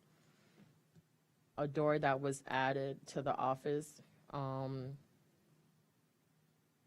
as well as the bathroom and the front and back door without a permit. A camera system installed without a permit, low voltage cabling wires installed for computer access without a permit, 2 bathrooms added to the unit without a permit, an abandoned vehicle parked in front of Bay B, which the VIN is on the screen that will be entered into the record. A new AC ductwork that was installed prior to obtaining a permit. Also, chain link fence that was installed without a permit. Notice of formal hearing with a copy of notice of the violation was certified mail on April 26, 2021. On May 18, a final order was entered into the records.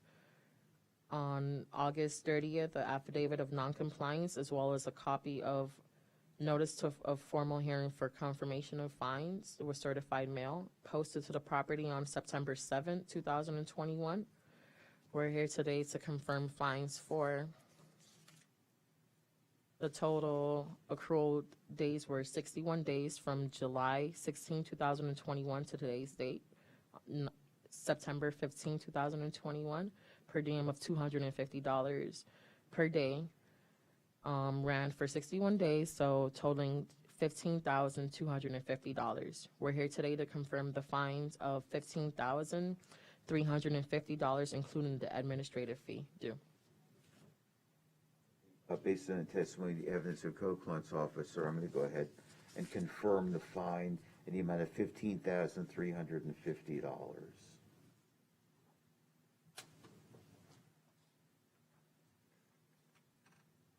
Case 5702. Property owners are 2400 Southwest 30 LLC. Site address is 2400 Southwest 30th Ave in Pembroke Park, Florida 33009. This is Bay A. Notice of violation was written on March 26, 2021, and this was for a portable storage pod that was installed in the parking lot area. The Property owners needed to obtain a permit for that storage pod or remove it from the property. Also for a new rear door installed at Bay A without a permit. Notice of formal hearing was then set up for May 18, 2021. So the affidavit of service and certified mail of a copy of that was done on April 26, 2021. On May 18, May 18, 2021, a final order was entered into the record. On August 30th, 2021, an affidavit of non-compliance as well as a copy of the notice of formal hearing to confirm fines was certified mail on August 30th, 2021, posted to the property on September 7th, 2021. So we're here today to confirm the fines that accrued for 61 days from July 16, 2021 until today's date, September 15, 2021. Per diem of $250 per day, accrued to $15,250. So we're here today to confirm the fines totaling $15,350, including the $100 admin fee that's due. I'm going to go ahead, based on the testimony, evidence of the code compliance officer, to confirm the fine of $15,350.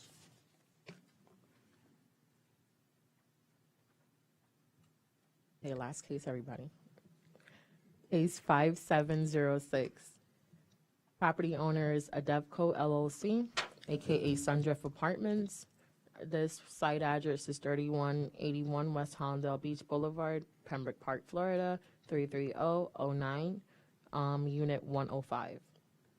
An original notice of violation was written on March 29, 2021, and this included the plumbing work that was done inside that unit without permits. The unit had a mold odor in the kitchen as well as the apartment, which the tenants were able to confirm on June 16, 2021, when they appeared that there was mold in the apartment. Also multiple areas in the apartment that had ceiling patches which needed repairs. Also exposed electrical sockets. So then we went ahead and set up for notice of formal hearing for June 16, 2021. Notice was sent out certified mail and posted to the property on May 25th, 2021. On June 16, 2021, a final order was entered into the records. On August 30th, a notice of affidavit of non-compliance was entered in, as well as a notice of formal hearing to confirm these fines was posted to the property on September 7, 2021. We're here today to confirm fines for the accrual of 61 days from July 16, 2021 to today's date, September 15, 2021 at $50 per day of $3,050. So we're here confirming fines for a total of $3,150, including the administrative fee that's due. Based on the testimony and the evidence of code compliance officer, I'm going to go ahead and confirm the fine at $3,150. Thank you. And this concludes all my cases. Okay. Any other business, or is that the end of the hearings? Yep. We already heard all the cases on the agenda. Okay, so we can now close the meeting and the hearings, and until next time, I'll go ahead and do that. Splendid job as always, very good. Thank you. Thank you. Thank you. All right. So we call adjournment? Oh, yeah, I'm adjourning. I didn't use the word adjourn, I just thought you knew that, but that's okay. We're adjourning now. The yeah. time is 12:40. Right. 12:40 p.m.